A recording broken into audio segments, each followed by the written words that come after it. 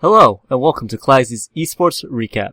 Today I'm going over the Dota 2 TI5 European Qualifiers, so let's get started with Group A. For our first game we have Alliance versus 4 Anchors plus Sea Captain. Alliance were the favorites coming into this group, but in their first game they would have a bit of trouble. In the early game, Alliance had a very tough time in all the lanes, with Loda having an atrocious blink timing on his Slugger. Tango, he's only got the salve available, but he still ended up killing off Loda anyway. That was Lashrak coming in with the Pulse Nova. Matt's not escaping from this one. One lightning and this man is dead, or a Pulse and attack. That'll work. That's a triple kill for the Lashrak. And for ESC, momentum is their game right now on both the SF and the Lash. While the game was pretty back and forth in terms of kills, Alliance struggled to keep up their farming compared to the heavy farming cores of 4 ASC. Maybe 2/3. Oh, the confidence of Trixie. Is it overconfidence? Is it going to be a bash? There's not going to be one. The amplification will have to be prepped again, but it was on cooldown for Loda, as he didn't get it off. Admiral Bulldog was coming in to help out too. Same time, Earthshake, a nice blink crush. This time, Trixie though starts this battle at very, very low life, and they'll finally bring down the Weaver. 4 ASC did seem to have a bit of trouble sieging high ground, however, and Alliance were able to hold them off a couple of times. Split Earth, Pycat just turns on the BKB, Matumberman and Loda right behind him, the crush, they can wait it out, the shackle shot, did it actually latch? I think it's got him, Matumberman's locked in position, Pycat, a huge hit from him, and now Loda trying to bash up on Trixie, he makes it get 1-2, Trixie will drop as well, Alliance, they're holding the line for now, and maybe even further, the 4-star actually stopping Loda from getting the extra support of 4 AFC, but he wants to keep going, the amplification, and he's just going to stand his ground. He could run this though, even with the mana leak on him, because he needs to keep up with Valix to get the kill. And it's not going to happen. They'll back it up. The SF's already being recalled in. Well, the amount of physical damage by Valix, incredible. Like, none of these heroes can survive with BKB. Unfortunately, Loda got a little bit too aggressive. Got caught out. Loda? The physical damage will rip him apart. That BKB is not going to stop anything anymore. And RK, well, at least Shallow Grave, he can keep him alive, or can he? No, he can't. The Shallow Grave, he got silenced up at the last moment. Oh, that's big. Loda diving for the kills and getting punished so badly for it now. And they've already found Mad. 2 hits and he drops to half of his life. Pycat looking for the shackle line. Latches 2. That's big from him. Can they kill off Nempi? No, the E-play from Matumberman saves the time. They take out the fortress, and that is going to be GG in favor of 4 ASC up against Alliance. And now into game 2. Contrary to the last game, Loda would actually get a very big advantage in the other game. Pycat doesn't have it either. Either that or they're assuming that she didn't get meld. Okay, well, they're tired of Keeper Light constantly spamming out their lane. They can come in from behind, but Mad running to the trees. It's going to reveal the fact he's got support over here, but he had no other choice. And now in comes Slaughter with a crossover on Boogie. Admiral Ball is going to come and join the fight, and Boogie will be the first man down. Trixie in a great position, out of mana, out of Rocket Barrage, and blocked with the body so much with the Treants. And that'll be 2 kills going to Alliance. This double kill would give him an easier time in lane, and with Admiral Bulldog on his Nature's Prophet, he was able to rotate around constantly and keep getting kills and create chaos within 4 AS. So now in comes Matumberman, slowing down Matt, and Valix, he's so low.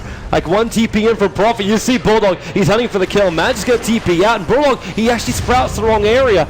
Same time Boogie's walking down, amplification on him, they'll disrupt him up. Boogie does not want to stick here. 2 attacks from Bulldog and he'll find the kill. And now he's realizing Valix in the tree line, takes out 1, doesn't turn around for Boogie, however, realizes he's dead.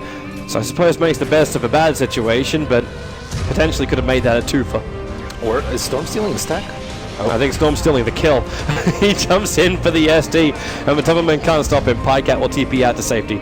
In the mid-game, 4 ASC's cores were beginning to give a bit more farm, so it made it possible for them to come back, but unfortunately a couple of really big fights for Alliance and a Roche will give Alliance the advantage. But Loda will survive it until Trixie comes with the Rocket Barrage. The Illuminate to help out in the temp. Now the vision is there for Alliance, and there's going to be a bigger wave of Treants coming in. The call down over on Mad. He's the most exposed one, but Roshan killed by the tire. Loda got in, he snatches a, he actually grabs the Aegis, the Immortal out front of their fingers, and you've lost your 2 major cores. The Crush will be off target, but the Orchid Trap with the Sprout, they'll do the work, and Alliance, now is the fight they wanted. Trixie will be pulled back in, and it is a team wipe. Because of the high catch-out potential of Nature's Prophet and the Storm Spirit, For ASC were never able to pick fight on their own terms. She found Tumbleman out of position, so the Bloodseeker's going to go down. Need to get the rupture off from Loader, so Loader will join this fight quickly, but it doesn't matter. You've still got Piecat and Matt at the front lines. Now Admiral Bulldog's beating them down. He's also going for the Classico build. It's the old-fashioned Shadow Blade build, but now TPing the front lines. Look for that Sprout. They can control up Trixie. They've already got the kill over on Valix, and they just move from one to the next, diving into the tier 3 tower. While there's your support, nice. So okay, Admiral Bulldog, did he bring Dust? It's like okay, goes directly in from Matupperman. The Orchid's over on Matupperman too, so he can't really help out. The Blade Mail's making it so they can't instantly pick him off, but then the Shiva's guy goes to work. There is a quick blood drive, but Admiral Bulldog stands his ground on Arcade. Okay, he may still Psionic Traps, but they pick up Nemphy, throw him back down again. Again, they are looking for some level of reveal. The Sprout, the Remnants, they'll take care of the rest. And in fact, he's going to one charge up the cooldown, arriving in from Trixie, battling up against Admiral Bulldog. And well, he's in trouble until all of a sudden, Silver Edge. He'll survive for the moment. Piecat, Fade Bolt from RK, actually slowing down that damage, or at least reducing the damage into Piecat. Sacrifices himself for it. You know, his mana. He doesn't really have a hell of a lot. With the Shiva's gun, he can slow down Trixie, and Admiral Bulldog's already back in the fight, and that's what it's all about. Silver Age to attack in, so it's already been broken on one. Trixie will end up going down, Piecat remaining alive, and they see Nemphy in the trees. Trigger off the Dust this time around, he'll blink away, and they kept vision of him for just a moment. Now with the Remnant up, and the Sprout, and the Traps, every bit of vision they've got thrown into the tree line. Tumberman's Bloodseeker was also never really able to have much of an impact on the fights, and this made it very difficult for ASC to take any of the Calling fights. the shots, and Alliance don't care. They're just going right under tier 3 towers, and they know they can push the issue. Piecat still got a damn against the Immortal, and 22 Bloodstone charges.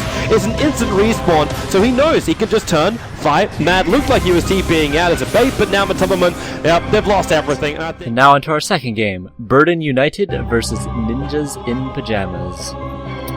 In the early game, NIP played very badly and kept getting caught out by Burden United. He doesn't miss that one. Easy kill for Emperor's Nip, and they walk away with nothing. That's actually pretty big for the Leshrac, because he's Some fan, could be in some trouble. Another stun on the Sing. He doesn't have enough mana for the Sleight of Fist and the Chains. He only has enough for one spell. Gonna see a kinetic field dropped here by Handscan after the teleport, but unfortunately not enough to save the next. Middle, here comes Era. He's got the Chronosphere available, pops a Mask of Madness right onto Necroman, but he gets his Pulse Nova off before the sphere actually goes down. Here comes Minot's getting a little bit of heal onto Necroman. Is he going to be able to live through this? Unfortunately not. The Lightning Storm goes through though, manages to get the counter kill onto Era. Now Handscan eats the Ignite. One stun comes out. That'll in on this right now. Sing Sing on the back line though. Gonna get caught out here, eats a Searing Chains, wants to retreat, not going to drop down the sphere. Limp and Handscan are in the area if they want to continue pursuing this Sing. He pops the Haste Rune. He wants to go in all the way, trying to bait out the sphere, just walks backwards, and he dies to just lightning spam. Sing Sing getting the kill with his Searing Chains. Looks like Ninjas in Pajamas did have a very good team fight composition, with their wombo combo potential extremely big. He's going to eat a multicast to the face. Paris splitting up the fight here. Handscan stuck inside of his own static. Big Chrono. But yeah, big Chrono coming out from Era. He's going to catch on 3. The Ice Blast and the Impale on 3. Come with me, going to be dropping Necroman. Probably soon to follow here. Taking a lot of damage though is Era. Sing comes in. He's going to be able to get the kill on both. It's a triple for Sing Sing. And now they're While Era was able to finally get a good Chronosphere, it was unfortunately too little too late, and NIP just had too little damage to take down Burden United. They do so. They want to chase this really hard. Gonna see the Yules used onto the Clockwork. Here comes a Chronosphere. Sing trapped inside with Necroman and Paris. Nice relocate out. Gonna get him out of harm's way. Ice Blast comes through. Manages to take down the Clockwork. Stun on the high ground of the Yonisafan. He's quite low. Necroman with the BKB pop. Now on full retreat. Come with me. Going back in. Gets the multicast. Sing. Drop as well. Sing goes in. Yonasafan's gonna be dropping here. Make that 2. It's godlike for Sing Sing. Seal Kid now making his way back towards the well. The rest of the team nearby. Necroman with the Edict popped, doing some damage to this tier 3, and all of a sudden, Nip without a Chronosphere and 3 heroes dead. Yeah. Now into Game 2. Game 2 is extremely different for NIP. They were actually able to get some stuff off in the early game. Playing a little aggressive here. He's going to get caught out by a Cask and a Maldic. This should be your first blood. 1 second left on the Spirit Lance. And there we go. First blood going the way of NIP. He had charged the whole time. I'm surprised he didn't at least try to do it. I don't know why he walked that far forward. Maybe he was expecting the Chen to be in the area quicker. Fissure Block coming in from Handscan. Seal Kid. He does have Maldic available, but he doesn't have enough mana now. The Clarity's trying to tick through. Here comes Limp from the middle. And they manage to get the kill on the Chen. Oh no, Necroman. He might be getting caught out here a little bit, or is Limp the one getting caught out? 4 seconds left on the blink. Oh, He gets the bash. NIP as a whole also team fighted better, this game. Witch Doctor got huge death wards off, and Phoenix Egg was able to consistently split the team fights in half.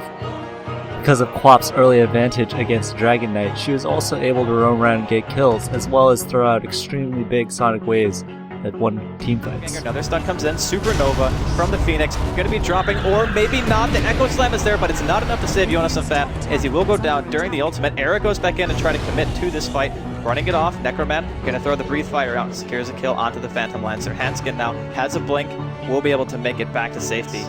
Actually, the shots, even if it is a fact, in this context.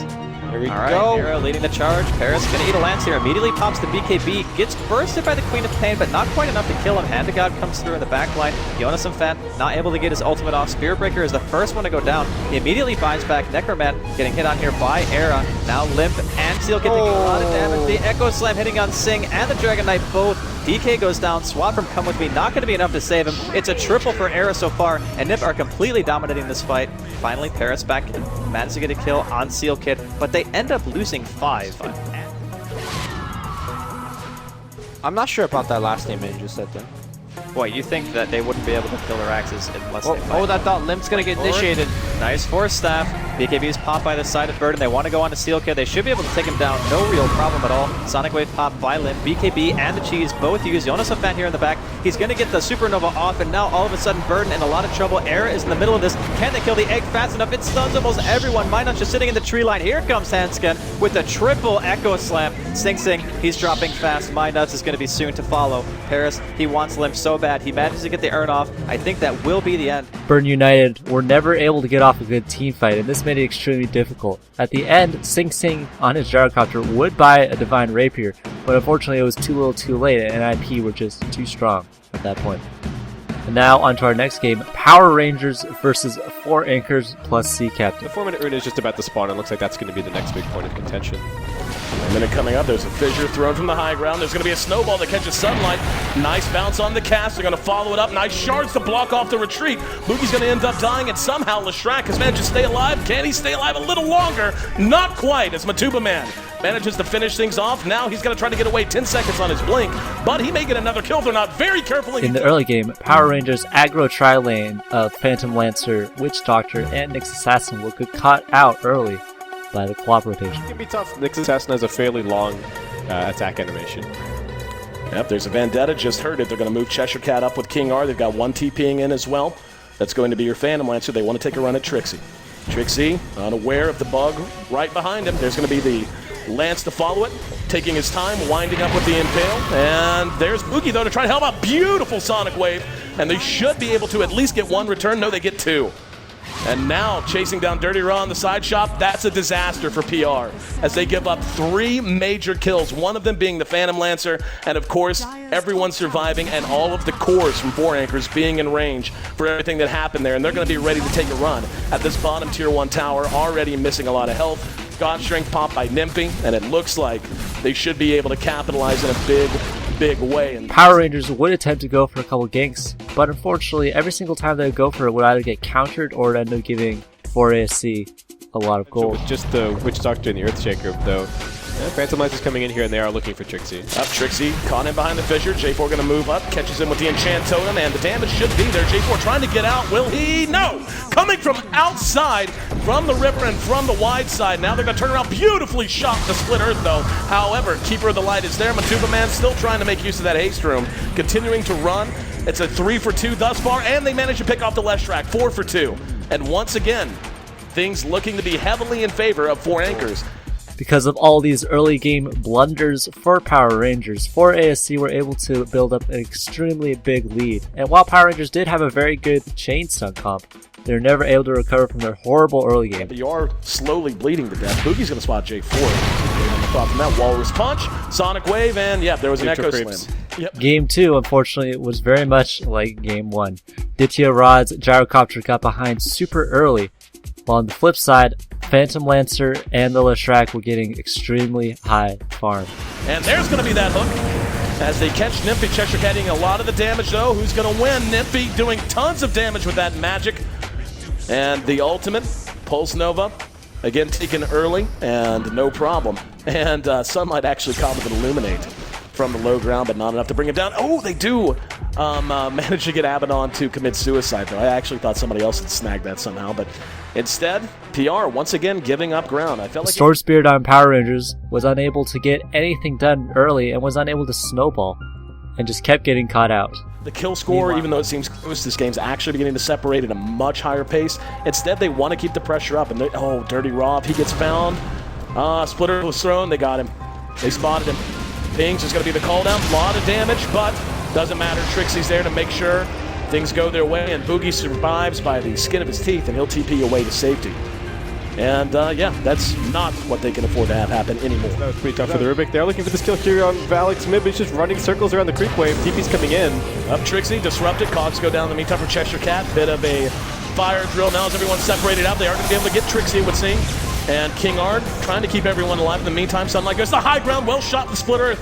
That's a 2-for-1. And Matumba Man just going to work. Unfortunately, no stun to knock him out of the TP. And Sunlight, though, spotted again. So it's going to be a 3-for-1. Meanwhile, the Phantom Lancer just kept doing what Phantom Lancer does, and in one big fight would seal the deal for 4ASC. Matumba Man right next to them. They're going to spawn him. Trixie's there. They've got a whole team to run into. They're going to go for it. Cheshire Cat moving in. Cogs in. Nippy. Nippy still able to do damage. It's Blade Mail returning that damage, though. Using that hook. Can they bring down Nippy? They do. BKBs are up. And we're seeing Boogie actually stole Ball Lightning jumping right next to him. And Sunlight may be in some trouble. Nope, never mind. They're a little too spread out. That's a 1-for-1. And make that a double kill. That is making a triple kill. As Matumba Man able to get the job done. And Cheshire Cat gone. What looked like it might be a somewhat even trade becomes an absolute disaster as the ultra kill is tallied by Matumba Man. And that might be the straw that breaks the camel's back. Now on to our next game, Alliance versus Burden United. Chinese qualifier. Oh yeah, away from his bottom lane. They leave it for the Joker, and now he's looking to get involved. And this is kind of what we were used to seeing with the Batrider back in the day of 6.83 and before. Now he gets to work with the jungle a bit, builds up his farm, trying to get that Blink Dagger. But because they know he's alone at the bottom, well, hold that thought. They're able to get the quick, easy pick with the Rocket Barrage going for the Bounty Hunter. And then on the other side, they're going to go for My Nuts, and they get that kill. Both sides kind of recognize who's out there and available. They know that the Ogre's alone, so they capitalize on that, but at the same moment in the top lane, they scout out the Mad on the Bounty Hunter, and they get their own kill there. Everything so far has been very back and forth. You take one, I got one. The Batrider was surprisingly able to have a pretty good early game, but of that experience, they shared it between like 4 heroes. Oh no! See, Bounty Hunter, this is where he's at his best. That was effortless. He just breathed on the bat and he fell over. Regroup here, but Alliance obviously know the Batrider has this blink, but mid lane there's going to be a breakout. Looks like a jump in for Bolagog, making a go on for Necroman. Necroman, can he make it away? But here's Paris from that rotation, able to get off the lasso. They get the easy pick on the Loda of all people, and Bulldog might be in trouble here next. They look to turn back with the raids, but it's not going to be on the mark. Necroman, oh, there it is, and that's a track kill, if you will. Good Shuriken bounce. They're going to be dishing out another track onto the Wyvern. Ends up being a 1-for-1 trade. Your core Jug for the core Shadow Fiend, plus you got to factor in that track goal. And I believe it comes down to that there's little decision making. Okay, jumping lasso, it's on the Pycat, who already popped his BKB. Meanwhile, an Omni/No goes on to Nuts. Nuts is going to get saved up. Finger's still there. They're really trying to burst down the Ogre, but on the other side of the fight, they're going to make the turnaround, going to Pycat, and Pycat's going to be the one to go down. So it's a trade between him and the Ogre. Now they're looking to follow up, trying to get hold of Loaded. The Rocket's already going to be out. Bulldog, though, interjects, jumps in, gets a nice set of cogs on the Necroman. He's going to be in trouble. Big stun to fly on out, and it's a triple kill. Of all people, goes to Ake on the Lion. Now it's Alliance looking to turn and take back the fight. Desperate TP force out from Paris is going to be successful, but look at this. It's Mad on the prowl. He wants to train a dragon. It looks like that's going to be the form of come with me. He goes down, and it's more track gold for Alliance. Burden United were finally able to get a good fight, but then rotated to the Roshan, and unfortunately were caught out by Alliance. And it's a big cog catch. He's able to force himself away from trouble here, but the fight's going to become split. Paris will make it go into Bulldog. Come with me. Gets slashed on the part. Mad secures another kill with the track and dishes them out. Reckham going to fly really good damage on the Loda. Going to be able to finish him off, but look at the ravage coming out from Ake with his Lion. But when the dust settles, this is a profitable fight for Burden United. The biggest one they've had what feels like almost all game. They do walk away because of that minor rubber band rebound. They do come out with a pretty damn significant XP advantage. Despite the relatively decent early game out of the Batrider for Burden United, they never actually did anything with him, and this made it that his impact was non-existent. And they see everyone there. Uh-oh. Suddenly Alliance is like, what are they doing over there? They're going to make the jump in. Immediate jump of the Omni Slash. Sing Sing is dead. No buyback. And this has gone to hell for Burn United. Alliance in a prime position from that high ground are just going to commit on forward. They immediately reduce 3. And I do not blame them for this. They throw in the towel. It is GG. And of this best of 2, your first match is going to go to Alliance. And now into game 2, Burden United would pick an Ember Spirit, but unfortunately his bad early lane would get punished. 2 there, 2 over here, and it was just little Ake with his own little faceless body blocking it. To me, I'm just a bit questioned on that. It looks like initiation on the Ember. Good pullback from the Rift. Kinetic Field might block him out in the front, but this is going to be first blood, and of all people, it's going to be on the Sing Sing Ember that we just put out there that he needs to succeed in the early game. Oh, this. However, there was some good rotations out of the Chen, allowing the Queen of Pain to get some kills on the track. Second go. Ooh, Pycat pushing pretty hard and forward here. Look who's jumping in from behind. It looks like they might be able to get a return here. Pycat bullying him back. Ake, though, is nearby, gets the tether, and they're taking the correct direction away, but he's still going to get caught with a stun, and they are going to be able to bring him down. So with that, Burn United able to get themselves on the board. And you gotta remember as well with that recent buff, he can get multiple iron shells off, almost up to 3 And it's now. another game on mid lane. Oh, they're gonna make it go. They don't expect the double run back, and they get the 1 stun. Even the Rock Golem comes, punches him in the neck. They're gonna take down Pycat once more. All right, back-to-back kills on the mid lane. Leshrek certainly turns out very nicely for Burden United in this mid lane because of the Burden United would attempt to move Ember Spirit up to the top lane, but this would also end up in him getting caught out. too easy. So look at this. Alliance make their own audible call, and they see Sing Sing go top, and they want to chase right after him. And this is going to be they pull him back once more, and they're going to take him down. But look at the follow through coming out. Necroman. They're going to get their own kill, taking down Loda. It's going to be a 1-for-1 trade, but I guess Alliance maybe just happy to keep punishing Sing Sing, just keep running him into the ground like nothing is going to come easy for you. Lestrak was eventually able to come back from his bad laning phase, and the Chaos Knight as well for Alliance was getting very big, making Burn United have a very strict timing window where they could actually do anything. Ultimate, and they do get their kill. Not without losing someone. Aki's going to be going down to the Sonic Wave. Stackstorm dropped up from the north. They're going to quickly also clear down a secondary here, and Pycat, they got it. Necroman with the double kill. Can he make it a triple? He certainly can. Jumps in and gets it. Triple kill for your Queen of Pain. Burn United, they get jumped on from the smoke, but they continue to thrive here. I say that, but now it's Come With Me who's going to get caught out, and Loda's going to be able to snag that kill, and he gets his own double kill. When the dust settles, Hani, who really comes out on top? Alliance did get a bit too aggressive though, and Burn United were able to punish it. This is a amazing life for Burden here. They're eating a lot of damage, and they're going to be forced to rotate even on forward, and now the split's going to come out. Does dish out 3. There's going to be the scream on forward. They're able to finish off the Wisp, but there's not going to be that relocate kind of a save here, but they're going to make the go onto Chen. Can they quickly finish him off? Loda's eating a wealth of damage right here. They're going to drop the Stackstorm right on top of him, so Loda goes down, and now they look to Pycat. He gets off the Earth Split, but he's going to get dropped. Felt like a bit of a misplay at the start from Burden United, but they're going to come out the big winners here. They drop down 3 from Alliance. They don't lose their racks, and they're going to be able to hold. Oh, they do. And now on to our next game, Burden United versus Power Rangers. Good early rotation out of Quap would allow them to get a couple of kills on Burden United supports. Burden United's Gyrocopter did have a very difficult time in lane, and therefore had to go into the jungle, but PR were able to call this out and rotate to try and catch him out. Power Rangers just had way too much burst with their Quap, having had such a very good early game, and this made it difficult for Burn United to get any good fights. The Brew Brother pickup was also very effective, as he was able to split the lane and make it that Burn United's bottom tower took a lot of damage early. This allowed her to amass a huge amount of gold and carry the game. Because in the early game, Burn United's carries of Mirana and Gyrocopter got so starved early and kept getting consistently shut down by the Quap, it made it incredibly difficult for them to counter the Lycan, Brewmother, and Quap combo. While their IO could have possibly been able to get some pickoffs, they were unable to do so, and this allowed Power Rangers to take the game.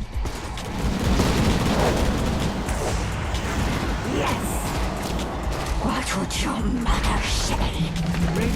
In the early game, a good rotation out of the Earthshaker would allow them to catch out BU's bottom lane. The Ogre Magi would try and make it too, and nearly got the Leshrac, but would unfortunately end up going down as well, and this gave a good early lead to Power Rangers. Power Rangers gank squadron of Bane and Earthshaker was also able to catch out and get a lot of kills on the mid lane and on the top lane, effectively neutralizing BU's cores of Gyrocopter and Queen of Pain. Burden United were able to get a good smoke gank off and rotate into the jungle, eventually able to catch out the farming Shadow Fiend and take him down, which is a very big advantage for Burden United as it slowed down the Shadow Fiend, who was getting pretty big at the time. Burden United would attempt to get another kill on the Shadow Fiend, but unfortunately good rotations out of Power Rangers made it a little bit costly for them, though they were able to take down the Shadow Fiend. Burden United also, realizing that they were behind, began roaming as 5, and this allowed them to get catch-outs. There was a lot of chaotic fights around the towers. Unfortunately, a lot of times the Disruptor was unable to land his combo with the Static Storm, and this took out a big teamfight component from BU's lineup. BU, however, were effectively able to take down the Shadow Fiend in most cases.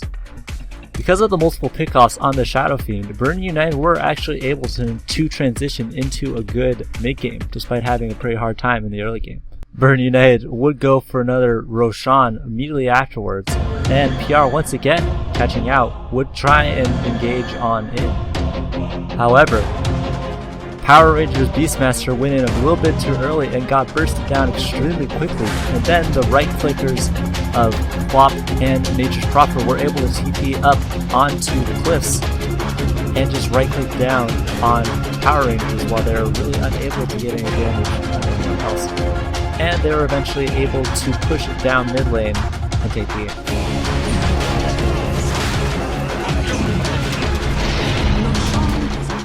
Now on to our next game, Alliance versus Ninjas in Pajamas. At this point, Alliance had 2 1-1 draws and really needed a win to have a chance in the groups. Yep, they're going to engage. Bucking Mad there, trying to chase down the Disruptor. Okay, with him, and they've got to be careful. Who's going to swoop in Gyro? They may get him, and there's actually going to be the glimpse that sends him back, and that actually created a bit of a problem. However, they will be able to follow it up. Rocket Barrage is there. Kinetic Field traps him in, and the TP out will make it just a 1-0, but nonetheless, a very good kill for Nip. Trying to... The Iotani would attempt to relocate to top lane, but an extremely quick reaction from NIP. Give them a good fight. That's an easy kill. And, you know, that's kind of the weird thing is, like, if anything, Alliances, they're reacting well to plants. They're going for the back door of the tier 1 tower. The TP's already there. Great clip. They're going to try to follow it up. Call down. Will catch them. That slows him down just enough. Ake eating a lot of damage as a toss to try to buy some time. Glimpse back on Loda. Ake's way out of position, and Loda now ends up dropping for the second time in just a handful of minutes. Era gets that kill. He's on a killing spree. They got 2 of the cores, the Marana and the Tiny, and Nip is doing a fantastic job now of playing this map out. And that's actually what I was going to say. The smokes haven't worked out, but just catching Alliance, being too aggressive, being slightly out of position is working to such a big advantage for them. And well played by Nip, now doubling them up in kills 10-5. The Tiny up there in that top lane that relocates completely ineffective. There's a glimpse on Matt. He's sent back away. Looks like they wanted to engage the Johannesson fan. There's a toss that's going to end up catching the Viper. Static Storm is down. Lotus Khan in it, but he is doing good damage. Ake not so lucky. He will end up dying, but great Poison Nova from Bulldog as he caught 2 of them. And it looks like they should be able to track down at least one. Fiend Script's going to be used. There's a glimpse on Matt, but it didn't matter. Triple kill for Bulldog. So the question of whether or not he could really behave like a core answered with an... NIP were doing a very good job of getting the Tiny out of position and kiting him very well. The Disruptor, once again, very big with his static field, able to lock the Tiny in place. And this made it difficult for Alliance as NIP were able to effectively stop Tiny. Who is separated out. In the meantime, there's a glimpse back on the load into the kinetic field. He's not going to be able to survive. Viper Strike slows him down. Can't get back to the safety of his team. Era still doing good damage. Not enough, though, as he does end up dropping the Pycat. In the meantime, we've got Johannesson fan trying to pursue out Ake and Pycat, and not going to go as they know they don't have the damage. Ake knows he has to get out. And Lotus just going to BKB go right on to that Ogre Magi. Manages to bring him down. Now we've got Era trying to pursue out Ake. Loda in the meantime, though, having his BKB kited, and he's unable to do much of anything. They're kiting him so well because of the Viper Strike. Ake's still alive, just barely by the skin of his teeth. He's going to end up dropping in the Viper behind the fight. Now Era coming back to re-engage, and Loda's going to end up down. Bulldog gets off the Poison Nova. Too little, too late, however, as the damage is done. Viper does end up dead. There's another on-point glimpse Bulldog gonna be the next to drop 4 for 2, and with Era still standing, he's got the life steal. He may head into the pit, and he will. Gonna be an Aegis for the first time this game, going to Nip. Roche is back up, that's a DD. They may have seen Ake tether in there. And they're gonna see him now. God, it's gonna die so quickly though. Oh, they gotta go so fast. His attack speed's so high, they get a DD, they're gonna move in. Here we go, Viper Strike should lead, and it will. Loading gonna be slowed down, there's gonna be the hook in, they caught Ake. Aegis picked up by time, no, now he's coming back out, and Era, as much damage as he's doing, just can't stand and fight, but he got high grounded! He got high grounded! So he can't do anything, he's stuck. Bulldog in the meantime gonna be cleaned up. It's currently a buyback coming out on Ake. Ake has to get to the fight and try to help Loda out. Heard a hook somewhere, Pycat going toe-to-toe with Era, will end up coming out on the bad side of it. 3 for 2, they got the Disruptor and they got... Loda all game had been getting very fortuitous double damage runes, allowing him to farm very quickly. But in the final fights, we get another very fortuitous rune. As, you ran into the wrong neighborhood. He's going to go ahead and try to wait on his team to come back. BKB is going to be used by Loda. Homing missile will bounce off of that. Beautiful poison nova out of Admiral Bulldog. Got a handful of them, but he's still being kited. Has the Aegis, he's going to end up feeding it amidst the static storm in the kinetic field. So they still end up losing the Bane, and the follow-up fight has not gone their way. BKB going to be used by the Viper now. He's being chased out. Era trying to kite him and doing a great job. It's so effective using that poison strike. They've got to relocate. Ake needs to be able to save Loda soon. He's getting kited quite heavily. And Loda still very low. Has oh my God, haste rune! Are you kidding me? The runes for Alliance, absolutely bonkers. They're going to be able to continue to pursue this out. Force Staff is there. They catch Arrow with an avalanche. The right clicks bring him down. How do you win a fight when literally the best play is kiting a tiny and he picks up a haste rune that gets right there at 16-2 minutes? Unbelievably unlucky. Ninjas in Pajamas now gonna have to fight this with a buyback. They might have just lost the game. I don't think they can. Without the Viper, how can they fight? The Viper's that's the most important hero in kiting Loda. The most important hero in being able to manage these fights. They're gonna lose this rack for sure. NKB just completed. Yosifan trying to buy time. Kinetic Field's going to be there, but it doesn't matter. Loda's chunking away a quarter of the health of these buildings with one big swipe. Going to work on Era. Era's back up. There's a buyback on Johannesson fan now.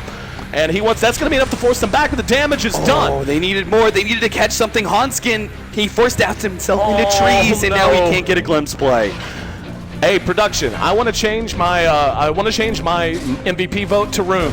Just the Rune. And then on to the second game. NIP once again getting that Disruptor, which had been a very big impact for them in the last game. In the early game, NIP was able to get a lot of kills with their Axe and their Quap, and started snowballing very hard. Even a little bit of a lead to really put the screws to the other side is going to be tremendous. And Matt's going to come out and get what? Didn't see what level the Omni is, but he's actually gotten a fair amount of experience because they've been able to play so far forward. Yeah, he's level 5.5. That's wow, big combo!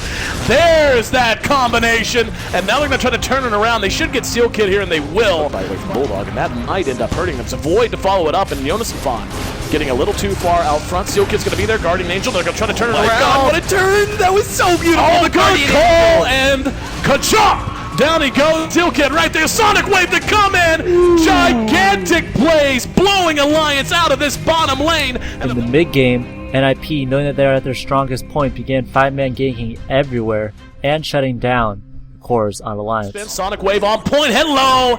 Another dunk, and that's an unstoppable streak now. Good glimpse. On point as always, Hanskin. Bulldog's going to make it 2 again. Caught him, forced that back out, and that's just going to be a delay tactic.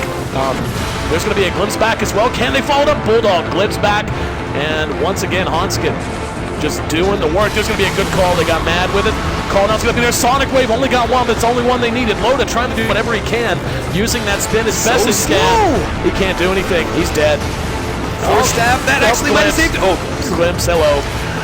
That's called an alley-oop, by the way. When you glimpse it back into a dunk, that's an alley-oop. As well here, or at least force a 4 versus 5. Well, they just have such body, and good 2-man call. There's going to be another call down. Guardian, oh my goodness, Alliance melting in a hail of bullets. The Guardian Angel on the shoulder of Ninjas in Pajamas.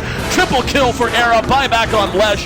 don't know that it's going to be enough as Lotus down for the count. Bulldog still 30 seconds out, and there's no real dedicated stuns left outside of Splitter. That's going to be another set of racks, 2 down, and it looks like Alliance's minutes are numbered. Another fantastic glimpse back. Mad's going to end up dying while he's caged in the pin, and we can see Pycat doing what he can. Doesn't matter. GG, well played. By the time all's said and done, 30 kills were tallied, 25 of which belong to Nip. And now on to our next game, NIP versus Power Rangers. Early game, NIP would catch up Power Rangers time and time again. In the mid lane, Leshrac got very big very quickly, and this allowed him to roam around and constantly get Or ganks. not, the lightning die coming in, the Pulse Nova doing a ton of damage from Limp. He's thinking about throwing a stun, instead opts for the lightning for the guaranteed damage. Very nice play, and J4 NIP once again got the disruptor, and this allowed him to make a couple of clutch glimpse plays that helped his team get more kills. Get bounced, and that's exactly what the glimpse was for. They get the 1 kill. They're looking for a second. Battle gets starting a lot of work. The Cogs will push him away, but Era will clean up. That is a 2 kill on the bottom lane. Looks like Zeus died again on the mid lane. might be able to find Era. The Wisp Balls are going to touch him here. No, Era finds them. Let's be real. Okay, he's just running into them, and there's 4 heroes actually running away from Era right now. He's going to go down and chase the Wisp. Relocate will bring him back. Limp in the meantime picks up a kill on J4 and Sunlight. Power Rangers were just never able to find a point in time where they could feel comfortable in their own side of the map. Rex losing a lot of HP. J4 is going to get picked off. Here comes Cheshire Cat, gets forced that forward again. Clockwork will hit. He will have to force that. BKB gets activated on just about everybody. Looks like PR wants to chase out. Elizabeth Bristleback wants to drive them back. Force that 4 on Zeus. Bolt is going to miss. It looks like everybody is pretty low.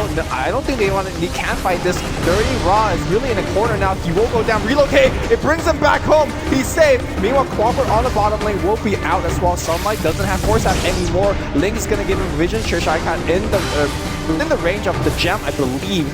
Now into game 2, NIP once again with the Disruptor. Team's not really banning it out, even though the Disruptor has been doing so much work. PR in the early game set up a tri-lane down bottom with Juggernaut, Rubik, and Io, but we're having a very difficult time in it. That saves him. Is there going to be another point of fight? It's going to come off cooldown in 5 seconds. Yeah, he's going to be the kill. But they're going to go for a counter kill. They will get handskin. That's pretty big. Trading 1-for-1 here. COK taking a ton of damage here. The creeps are helping out. Nip then began roaming as 4 with the Disruptor and making plays around the map. Hero has a hard time farming against aggressive tri-lanes. Okay, I mean it seriously. Can you calm down, bro? Alright. Clockwork is going to go right in. Cheshire Cat TP's in, but immediately 2-man call. Burrow Strike will hit Handskin though, taking a ton of damage. Dirty Rod's going to spin. He does have the healing ward down. He's going for the kill. He will get the kill. No magic stick this time, but looks like he's not going to make it home. He's actually running away from the team. Great play from him. Cheshire Cat. Burrow Strike will not hit the Clockwork. He will not get stunned though. So no harm, no foul, and that's actually a pretty good fight considering how many people have committed stays on the Cheshire Cat's standing in such a good position. Yeah. Well, I think he's Rocket Flare to mess everything up. Yeah, but he needs to get a hook line, and right now Creep Wave's coming in, so this is actually a horrible timing to walk in. Oh, Dirty Raw, don't want to go into here. He's going to take so much damage out, down in half, down a quarter. Mech just used on 1, and he's going to have to get out of there. He gets spin away. Meanwhile, Clockwork on the back line breaks the team in half. Sunlight and Dota in a ton of trouble. He's going to get stunned up as well. That's going to be 2 kills so far. There's a Terra 4 on J4. King R is going to be dead as well. J4 in a lot of trouble. They're going for Era. Era is going to get brought down, but so will be J4. Where's the Sankey? Sankey throws straight back out, but he will die. That's going to be a team wipe for Nip. PR just got out-drafted from the start, and this made it very difficult for their lineup to do anything. Because their draft was very bad, they were always at a slight disadvantage, and because they lost the early game so hard, it made it very difficult for them to make any plays against NIP. PR might catch him out here. Still get on the high ground with Era. They're going to drop a ward. They get spotted out. The entirety of him is nearby. Limp goes in. He almost one-shots J4. He just dies immediately. Omni Slash going off from Diggeron. He's stuck behind enemy lines. Limp chasing him down with that BKB pop. It's going to be 2 kills. Going the way of Limp. Sunlight channeling directly. Epicenter comes in. Burrow Strike hits on 2. Limp is still standing here strong with the refraction on. Takes out Sunlight. It's going to be a triple for your TA. And the entirety of PR is wiped off the map. And GG is called. Nip take the series 2-0. Now on to our next game, 4 Anchors plus Sea Captain versus Burn United. At this point, 4 Anchors looked in a very good position to win the groups, but they had to get a 2-0 against Burn United to make sure that that would be a very distinct possibility. Early game, the Bounty Hunter was very disruptive for Burn United's Chen, and Burn United did put a little bit in to try and stop him, but were unable to do so. However, at around 3 minutes in, they were able to catch him out. Top, so a great start for them, and now looking for an even better follow-up as the Wildkin Dance of Doom begins. It seems Boogie may be forced away. Another round of nukes coming in. Sing Sing even arriving. Boogie is going to walk into the Sentry Ward. This will prompt a Lance follow-up. I don't know if they have the damage. They do, just barely cap. First blood going to Burden United. Early game, there was plenty of rotations out of both teams and plenty of kills as both teams tried to get an early advantage.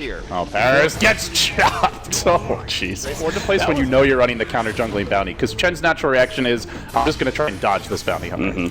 Trixie taking a lot of damage from Necroman. He may actually go down here as Paris is going to come in from the side. Increase of armor. The last bit of pure damage is not enough for the Chen, but the Satyr nuke comes in, gets the kill instead. Chen goes down in exchange for it, but well worth it, especially if they can get Nymphy as well. Paris going to be making the dive here underneath the tier 1 tower. No rotations to be able to stop this one. If there aren't, they're just a bit too late. Matumba Man might be able to get the turnaround kills. Boogie slowing him down. The lightning goes out, but Paris is actually still quite healthy with that 2 levels in back, and he's trying to catch up the Boogie, but won't be able to get him. Respecting the bristle very well to turn this fight around, but he still isn't here. He finally TP's in. There's the reveal. Sing Sing with the dodge. He avoids the blink call.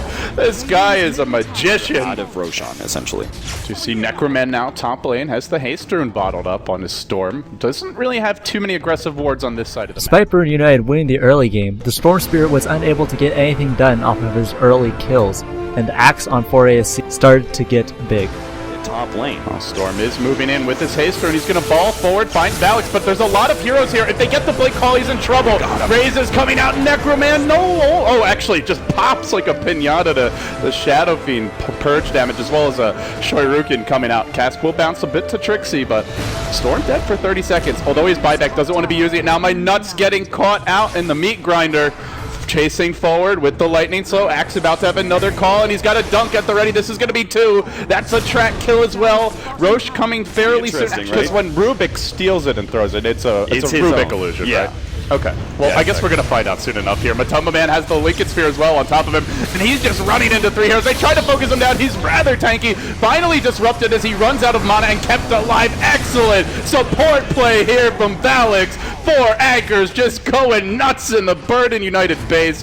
It's a slaughterhouse, and it's going to be Paris who dies next. Purge, dunked, slapped down as GG. This was an impressive, dominating showing by 4 anchors. Oh, it certainly was, man. I was coming out like the disbeliever. I was like, I don't know, guys. 4ASC, I think they just got lucky, you know, but 4ASC definitely impressed. Burden United are going to have to make a better show in drafting and give themselves an opportunity and not just lose the game in the first 25 minutes. I still think that there's a lot of talent in Burden United. I've seen it before in the past few, just the past month. Now on to game 2.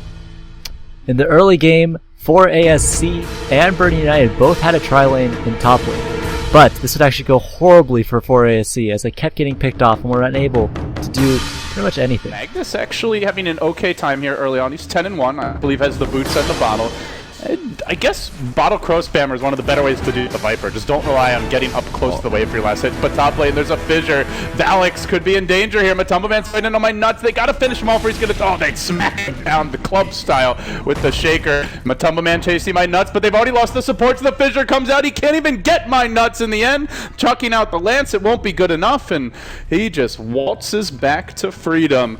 4ASC would attempt to rotate their Phantom Lantern bottom lane, but this will get punished as well by Burden United. More Matumba Man, meanwhile bottom lane, more aggression from onto 4 anchors from Burden United. They're going to enchant Totem, follow up Aftershock stun, and they secure the kill with that one. Burden basically is. The Magnus is actually better for spam to push back Burden United when they go for these pushes than the RP, and that's not why you want to pick up a Magnus. Matumba Man is trying to find a kill on Saint Say. Any kill is huge right now for 4 anchors, and they might get him. The cooldown's already been used, so he's got no real follow-up damage. Fissure, too late. 4ASC were able to catch out Burden United, getting a little bit too aggressive on the top lane, and get a little bit back into the game. Backstab here, he time-lapses backwards, now the Magnus blinks in, he doesn't actually have RP though, then 2 heroes get caught by the fissure, pushing themselves back towards safety, more spam, Burden United, maybe this is where you need that mechanism just to be able to sustain the push a bit better. Now, the hunt's on the other way, come with me as an enchant totem ready, fissure coming soon, maybe they could turn this, he tries for the enchant totem, that's off the mark, the illuminate coming through. come with me. I'm not sure if they actually hit him, but didn't take much damage. If so, maybe a very short channel. The bug's taking him down, just gobbling away. Gets him with the Sakuchi. In the end, he falls. Roshan with this, if they can get it, would be pretty substantial for them. They move into the pit as a cluster, but guess who's waiting? It's 4 anchors also pressing in. Maybe Come With Me can break the smoke. He will. He blinks out. Very nicely played. Nemphy with the skewer. They get vision of him from the hill ward up near the Roshan pit. Now they're going to steal Fissure. Boogie's ready. He tries to walk into the pit. Counter Fissure gets thrown out. Now the SM by Come With Me. A complete airball. Does absolutely nothing. The death ward from the low ground. It's only hitting an illusion. Hardly the kind of death ward that MyNuts was hoping for. Blasted onto the cliff by a blinding light. 4 anchors just running roughshod again over Birdie United. They do secure the Aegis, but it cost them 2, and it cost them a couple of key ultimates as well, Cap. Another problem for Burden United was if Gyrocopter got taken out too early, Burden United had very little damage potential compared to 4 ASC. Shadowblade's way, he breaks the smoke and completely disrupts the BU initiation. Now Matumba Man engaging on the backlines, finds Sing Sing. They chase forward, the Death Ward's going. In the meantime, it's doing decent damage here for MyNuts, but it will end up being canceled. Gonna have to run even further back. They lost their PL, but there's the RP. Finds Come With Me, isolates and shreds the Earthshaker. Now Necroman lifted, chucked back down and slapped around. Hurst TPing out. GG. Birdie United get 2-0'd, 4 anchors with this win here. A very good position to take first place overall in the group. Unbelievable. I mean, And now on to our next game, Alliance versus Power Rangers. Alliance had to win this series to have even the slightest chance of qualifying for TI5. Early aggression out of Power Rangers as they go for a little bit of level 1 shenanigans. We gotta jump. Yes. Nice. Yes. All right, with that, this might be a level 1 Roche, and we're just gonna go ahead, hand it off to the casters right away. AC, Cinderin, have fun. I know you guys would love to hear LD continue to captain, of course, but thanks to him and to Ben, of course, for leading us in. And this is going to be a chancy maneuver coming out from PR. Alliance have no idea. Yeah, no, I mean, why would they? Why, Oh my why would you God. expect this? Loda actually pinged Roche. Oh, did I he? saw a yellow ping there, and they were probably like, there's no way. Their lineup can't do Roche level 1 or something like that. This is... Man, working. if Alliance Tournament Life is going to end because of the level 1 Roche, that's... Like, this is what happens when you're playing against a team that has... Nothing to win. Nothing to lose. No, see, I see it the opposite. It's not that they have nothing to win. That's true as well. But they have nothing to lose. Why not come out and try something crazy? Why not come out and take a big risk? Because, hey, if it goes wrong, big deal. 20-minute GG, trying to ruin their day in the next game. There it goes, and I guarantee you 5 players on the side of Alliance just had their heart sink out of their chest as PR puts the opening Aegis on the Leshrac, and they're at quite the little advantage. Early game did not look good for Alliance, as Power Rangers cores kept getting insane farm, while Alliance tried to rotate and get kills, but ended up dedicating a ton of heroes to only get 1 kill. Off to a good start in more ways than one. They draw first blood on Roshan, and they draw the first actual blood on Pycat. Now they're going to be catching up with Lesh, though. Lesh still has the Aegis, so at best they can hope to pop it off of him. I'm kind of surprised he's not just taking it and allowing, yeah, there you go. Instead of trying to, get himself back up to health any other way, makes more sense to do that. So at the very least, the mid lane is going the way they want. Early CS, and no surprise to see Loda near the top. The Alchemist is farming pretty well, though. He's number 2, sitting at 7 CS. Appetite. Really important kill for Pycat. There we go, another dive onto Sunlight. He's going to turn around, throw out the lightning. That's very low health on Loda. Oh, there might be another lightning. He got him. Oh, almost got a double. Whew. Alliance needs to be really careful in this lane. It's so volatile when you give away the level 1 Roche to Pycat. Okay, this is dead. This is like scary. This is not going well. The mid lane at the very least was kind of the ray of shining light. Well, I guess we can anoint Bulldog with that now in more ways than one, as his Phoenix play seems to be quite solid. He's well leveled. He's actually as high leveled as Loda is at this point. There's a glimpse back though. If they can get him, and they will, easy kill. And was going to say his CS actually wasn't bad, but PR just making it happen in all lanes. What do they need to do, Syndron? How can they get out of this glutton? Granted, a lot of it has to do with the level 1 Roshan and the advantages that conferred, but you got to switch something up, don't you? PR dedicated a lot of time and energy from the supports to get the Alchemist a ton of gold. What can also be against every single Alliance's heroes is actually really dependent on not getting caught like that. Bulldog didn't even have to glimpse him. Like, PR is just flat out playing Alliance right now. I mean, level advantage off the level 1 Roche is certainly a part of it, but at this point, they're moving better, the decisions are better, they're taking risks, but they're getting themselves out of trouble. And Loda taking a stack, that's certainly going to help him a little bit. In fact, it gets him into second place in terms of overall CS, and I would imagine knocks him into second place in terms of overall net worth. No. Not even close. Wow. He is 5th. That hurts. He's second to contribute to a couple kills. We already see him on 700 now in the 10. Could relocate out. Was used by Cheshire Cat. Pycat mega dead. And this time on the split earth, Admiral Bulldog going to try to come out. There's going to be the relocate out of the Tiny IO. There's the egg. They're going to pick away at it. Will they manage to get it? They will not. That's a huge commitment from Cheshire Cat in particular, but he's going to be able to scurry away. Sunlight, not so lucky, trying to get a kill on Ake before he drops. Not so fortunate behind that. Cheshire Cat manages to track down the Phoenix, so at the very least putting good use to the time lapse. Now King R, nope, no latch on the shackle. Loda tosses him, but it's only straight up and not backwards, so no way to track him down behind the tier 1. The farmed Alchemist was constantly doubling the net worth of the highest farmed player on Alliance. He is probably going to be able to stay alive when this heart is completed in what would be probably 1 or 2 minutes. He's actually going to borderline immortal. Yeah, I mean, he's already looking that way. I mean, he went in the Roche, he's got some help, and they came in to try to do something cutesy, just not going to work. His Alchemist is the one that snagged the Aegis after, and Ake basically just got one shot is what it looked like, had a little bit of help, of course. Here comes Bulldog swooping around, trying to do some damage as best as he can, and now they're going to end up catching out Cheshire Cat. That's an easy kill for Loda. Loda now caught amidst a lot of enemy faces, though, and now eating a lot of damage, too. Static Storm Kinetic Field catches him. A kill on Loda will be huge, and they will secure it. Sunlight ends up denying himself or being denied. And now, let's see if they can follow it up. King R trying to make it out. He will be able to escape. And yeah, I mean, Alliance ends up giving up 3 for 2 that time. They did get the Weaver and they did get the Leshrac. But at the same time, look at PR. Dirty Raw, back to work.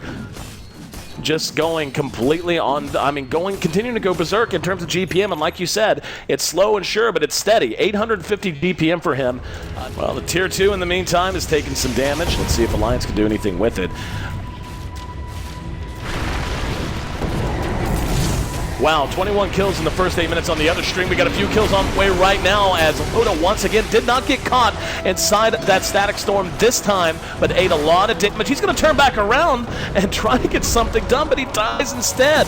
Now Dirty Raw eating some damage, may end up dropping, but he's not going to mind even if he does. He's got his Aegis, and that'll just regen him and make him ready to go to fight once more. And yeah, they still just can't bring him down. Now there's the charge. Pycat, who has played well to this point, hanging around way too long. Aegis will end up dropping, but auto attack, no!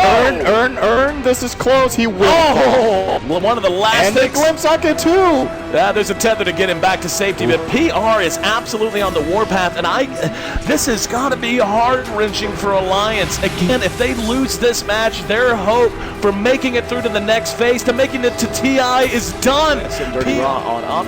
He does not have an Aegis this time, obviously. He is shackled down. The damage is there. He's got his ulti active. They got to get in. They have to get into the fight. Now he's going to be able to turn it around and try to close this one out. There's Bulldog behind the fight using the egg.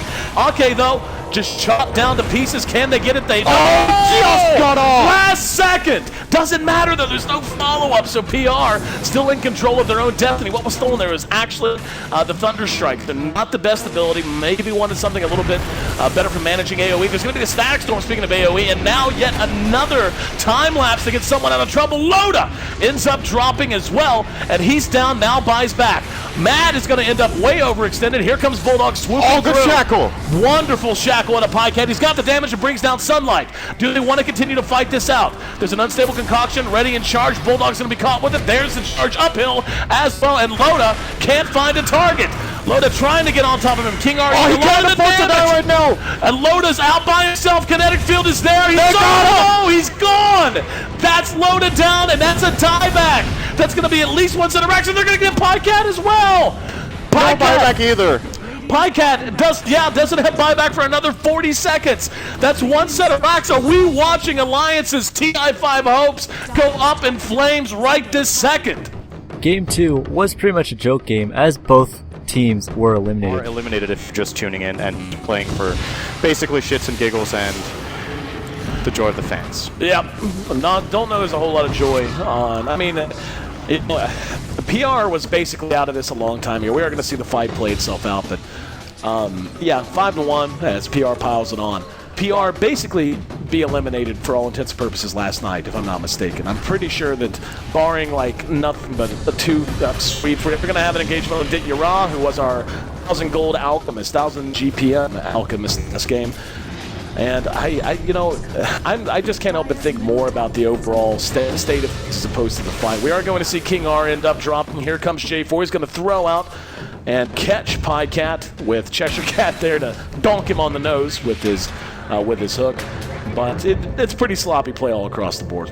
3 of which have lifted that Aegis up at some point. So just goes to show things change. Things absolutely change.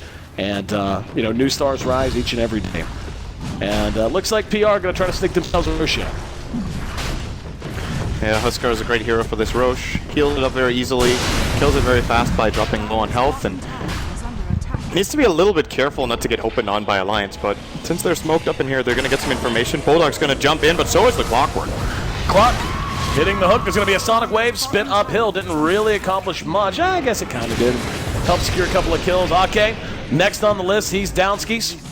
3 for nil. This should... Oh, look at Loda trying to be cute. Sorry, Loda. Roche says bash, bash, bash. Loda might be able to try to sneak in here, though. They have a sentry, else Roche wouldn't be hitting him. Oh, yeah. Good point. Hashtag Dota 2 True Sight mechanics. But no, yeah, Roche has True Sight. Oh, yeah, never mind. Not for Roche. You're right. Roche has True Sight, but every other neutral creep, if you do have True Sight there, the creeps will actually attack you.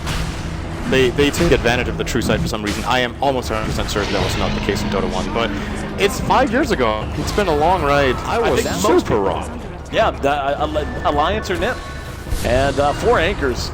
We've been focusing on this, obviously, because these are the teams in front of us, but it's worth just saying 4 anchors played their asses off in this quali, man, and in this group. And I'm really excited to see what they bring to the next level as they squeak through. Not squeak through, but actually just break down the door and crash through as they've really stuck to these teams. So there's going to be a Thunder God's Wrath, and what could be one of the final fights of Alliance's qualifier history. Oh, nice Wyvern ult. Oh, so good. And yeah, this is PR is actually playing. It's almost heartbreaking. Why couldn't they have played as well in game 1 as they did in game 1? Now on to our last game of Group A, Ninjas in Pajamas versus 4 Anchors plus Sea Captain. This game would decide who would finish first in the group and who would finish second. Early game, there was a lot of trades between both teams in the bottom lane, but 4ASC started to get ahead.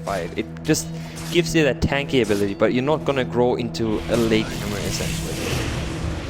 We're going to see the bottom lane kinetic field is going to get dropped down. There's the tombstone as well. There'll be a defensive disruption. It's only holding him in place for the Loomis to build up, and now Superman in a lot of trouble. There'll be a glimpse as well, bringing back. Era's getting low as well. Does fall as a 1-for-1 trade. Bloodseeker was the first to fall, and now with the Hex onto Silky, they're trying to see if they can find more here. But the kinetic field's going to get dropped. Silky's going to be able to get himself away. Now it's Boogie here on the Shadow Demon, who's stuck up there. Poison does connect onto the Disruptor. Shadow Demon pays with his life. Ends up being a 2-for-2 here between these two sides again. And let's have a look at the fight recap. Look at this mid lane. There's going to be a disruption. A Soul Cat shot to live here with the splitter follow-up as well. Sealkid's still into TP and trying to help out Lim. Lim's got 3 points of the corrosive skin. Looks like it's going to be enough to help him. He gets himself out. No! He does go down as he walks back in. The Lightning Storm flies through, but 4SC, they might lose stuff in turn for this. They've lost Nymphy on the left track. They will lose Boogie as well. Hansken coming in with a haste rune, very nicely picked up from the bottom rune spot. But bottom lane. Oh, the action continuing between the two sides. Matumberman trying to chase this one with 2 points into the thirst. He's easily going to be able to chase down Era. Does find the kill. And again, it's a bit of a global 2-for-2 trade here between the sides. And that's made it a 3-for-2. Now NIP do come out on top as they find the Beastmaster kill. But no, Matumberman's there. Gets a double kill on the Bloodseeker. And that is a beautiful rotation there. Yeah, the fact that he was there. Both teams exhibited crazy aggression in the early game. Locked in for that Vip Pistol. There's going to be a disruption set up here. Trixie's coming through as well. They've got a primal roam with the Soul Catch onto Jonas and found the Axes flying through. The Poison getting laid down as well with the Illusions. They will almost certainly be able to bring down. No, he's still alive with the Soul Rip. He's going to be fine. Now the side of NIP, they want to try and turn this one around onto Boogie and Trixie. But now Matumberman turning up, and with these points into the thirst, look at him go. He's fairly speedy. He's going to aim for the Tombstone first. Once it takes one down, there's going to be a Static Storm dropped down by Sealkid. Now he's just trying to rotate himself around. Oh, with a finger onto the Undying. They will be able to bring him down. Lightning Storm bouncing through a three of them. Matuma, he's so speedy. Does he not want to go for this one? It doesn't look like he does. He's looking for the... Look at this guy go. Gotta go fast. He's being careful here, though. Era is level 6. Hasn't got the mana for the Omni Slash, though. Superman just pulling the creep wave away, allowing the rest of his team to take down this tier 1. It looks like they will be able to do that. There's going to be a Hex on there. There will be a TP from Jonas and Fan looking for the call, but he's getting caught out straight by the split up. Will allow Volley to try and get himself away from this one, but the Battle of Hunger onto the line. They're chasing down. There's going to be an Earth Spike holding back the axe, and the fight going on globally. Matuma Man now rotates in with the speed. Arrow will put the Blade Fury. He can't find into that, especially when he's got 3 points into it. Earth Spike holding back Jonas and Fan will bring him down. Matuma Man is going to live. There's now going to be the Demonic Purge onto Era, and for ASC, they want to keep going with his aggression. Lightning Storm, the axe is flying through, but he does manage to get off the Omni Slash. It doesn't matter. Level 1 Omni Slash doesn't do enough against these heroes. Grouped up is going to be a double kill for Nemphy. And turning at these guys, they just want to fight, Harney. And I'm just amazed by how much aggression you can get into 10 minutes of time now. We see it. But 4ASC began to build a small lead over NIP. Forms that want to pick off, it's not that great. Oh, bottom lane straight away with the Roar, the Earth Spike, the Finger, everything onto Era. They bring him down. Now they look for Hansken as well. He did manage to drop down the Tombstone. Limp front down the Volume Strike on Nemphy, but Nemphy still has the Lightning Storm out. There'll be a TP out on the side of 4SC as the Beastmaster gets himself out of this one. 4SC they managed to take down the Tombstone. Now with the Blood Right laid down onto Limp. Matuma Man trying to go to work, and look at this damage that he's doing. There's going to be a Static Storm laid down. Will Brin, no, he gets the life steal there. He will still fall. Here's the 2-for-1 trade so far between the sides. Now Jonathan Fan coming in here with the call onto Boogie. They'll be up to dunk him. It's a 2-for-2. And now with a glimpse onto Nemphy, looks like NRP will be able to find themselves a little bit more here as Nemphy, he's out of mana and potentially out of luck as well as the call comes through from Jonas and Fan holding the Leshrac in place. He's looking for the dunk. There's your dunk. Jonas and Fan with a double kill. A very nice fight there for the side of NIP. And if you want to stay in this game, that was exactly the fight that NIP was looking for. We were kind of seeing who's missing then. That fight was it. No, Beast. Everyone was there. Everyone was there for the side. Yeah, Beastmaster TP'd himself back to base after he'd expended the the Roar and the axes. And yeah, everyone was there, but NIP just coming out on top, and they didn't even need to use the Omni Slash. Era still got that one ready and available. So maybe they can... NIP's carries of Viper, Axe, and Juggernaut were very underfarmed, and this allowed 4ASC to keep taking fights. 4ASC finds this one. Lightning Storm bounces through. There'll be Blood Right laid down here by the Bloodseeker. And oh, in fact, hang on. Jonas and Fan's gone straight in here with the call onto Boogie. Does get hexed up, but the spin's still coming through, bringing the Shadow Demon low. He's looking for that dunk. Will he be able to find that dunk? He really wants to get it. It looks like he's going to have to give up and just turn around here with the call onto Matuma Man. At the same time, Hansken's coming in to help him out with the Soul Rip. The Tombstone comes out. It doesn't matter. They do lose the axe. Boogie's trying to take down the Tombstone, and the Tombstone will drop. There'll be Kinetic Build dropped. It's going to allow Hansken to try and get away, but Matuma Man with the BKB looking to chase down the Undying. Hansken looking to TP out, but the Roar will be there to cancel. It's going to be a double kill here for the Bloodseeker. NIP losing 3 heroes off the back of that fight. And as we can see from the fight recap, Leshrac did die, but of course with the Bloodstone came back very shortly. Just find the call here onto Nemphy, and with the Tombstone dropped as well, this Lesh is in a lot of trouble. There'll be a bit of a reaction coming out for the side of 4SC in a defensive disruption, buying the Lesh time, and maybe 4SC can look to fight back into this. He's got a Roar available, and then he's looking to go with the Lightning Storm. The Blood Right hitting 3 of them. This is pretty big, but Jonas and Fan gets himself back into the call. Now with the Roar onto Jonas and Fan, they do lose the Leshrac, but Leshrac with the Aegis going to be ready to come back for round 2. Hero coming in with the Omni Slash, takes down the Beastmaster. Now 4SC want to keep fighting into this one. Nemphy's pretty tanky. There's going to be a call for Jonas and Fan. Go for the YOLO plays. He's able to bring down the Bloodseeker. Era gets stunned by Nemphy, and Nemphy will finish this one off. Limp and Hansken both incredibly low, so Sealkid. They need to try and get themselves out of it. The Shadow Poison flying through. Sealkid and Hansken in a lot of trouble. Sealkid, he'll go down to the right clicks of Varlix, and Varlix on a killing spree. Wants to find Hansken as well. He's got a stun. He will find it onto the Undying. Takes him down as well. NIP, they lose 4 here. Only Jonas and Fan and the Axe managing to survive. Look to try and check this one out, and they are heading that way, and well, all the Blood Rights have been laid down. NIP are going to have to back themselves out of the pit here. It does connect onto both Hansken and Jonas and Fan. The question is, are 4SC ready to fight into this one? And indeed, the Iron Spike comes through, will catch out the Undying.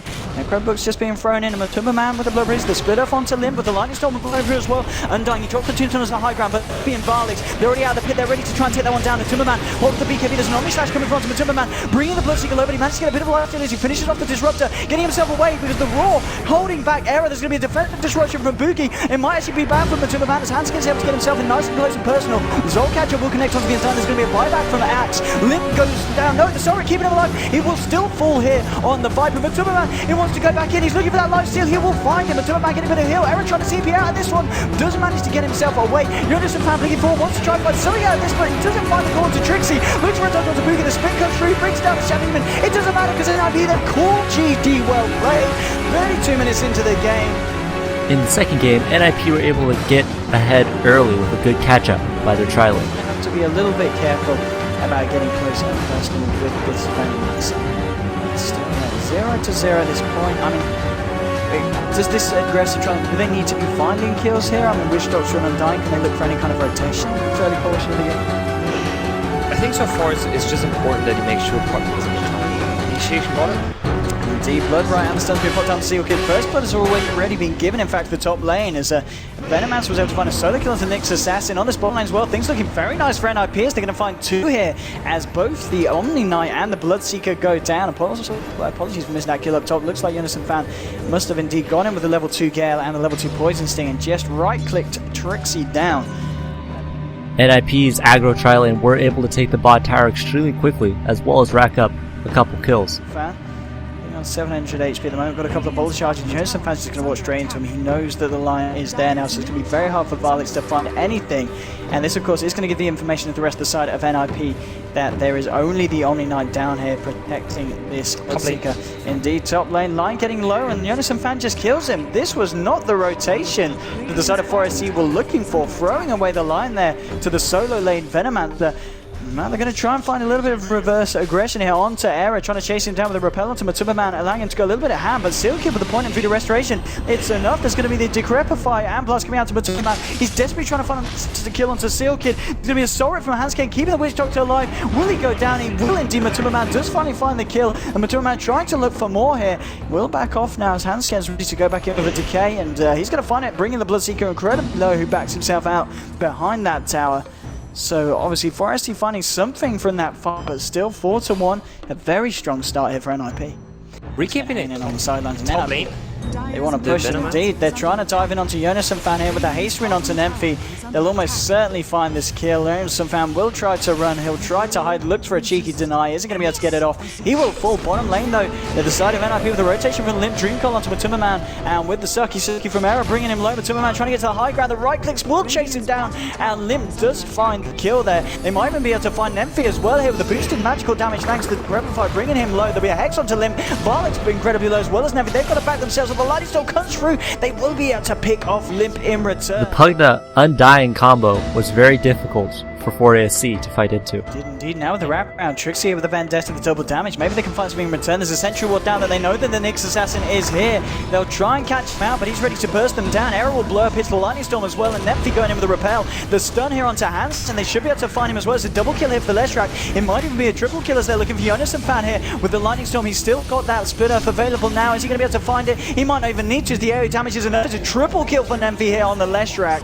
It is going to end up being a 3-for-3 trade though, as the side of NIP were able to find both the Lion, the Nyx Assassin, and the Omni Knight. In the mid-game, things seemed to seesaw a bit, as neither team could get a convincing fight. Just going straight in here with the repel. There'll be a Hex onto Limp. Tombstone has been dropped here by the side of NIP. They want to try and fight into this one. Seal Kid with the Voodoo Restoration, keeping the team topped up. There'll be a Blood Ride coming through. It's going to connect onto Limp, Era, and Jonas and Dreamcall, trapping Matsubaman. He's just going to run this one off the blast, hitting onto the tower. Matsubaman trying to get himself away.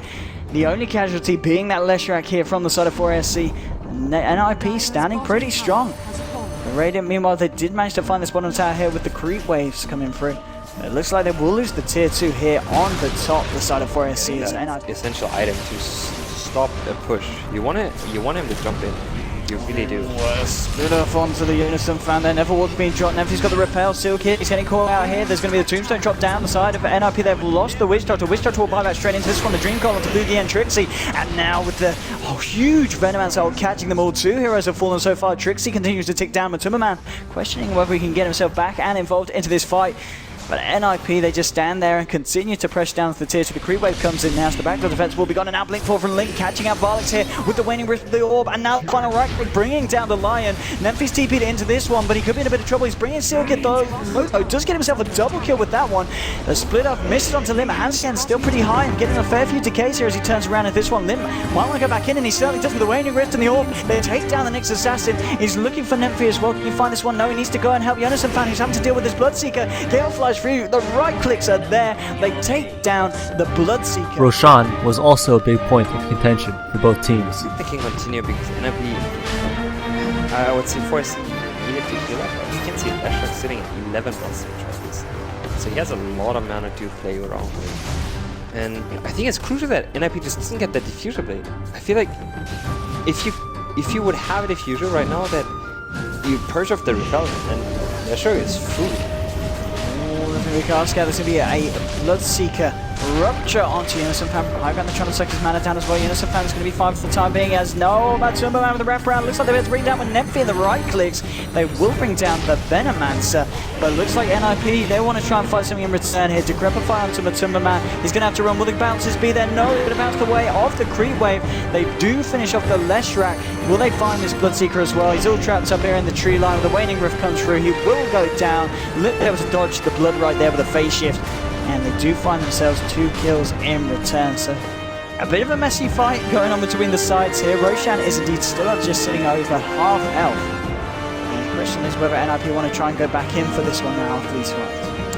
And it looks like they're just going to go back into the road fight. We have a Leshrac that just respawned already, just because he did 11 charges. He's now sitting back at 8. It's still pretty good for him. They have Dominator on his side, so he has that repel level 4 available to go into the fight.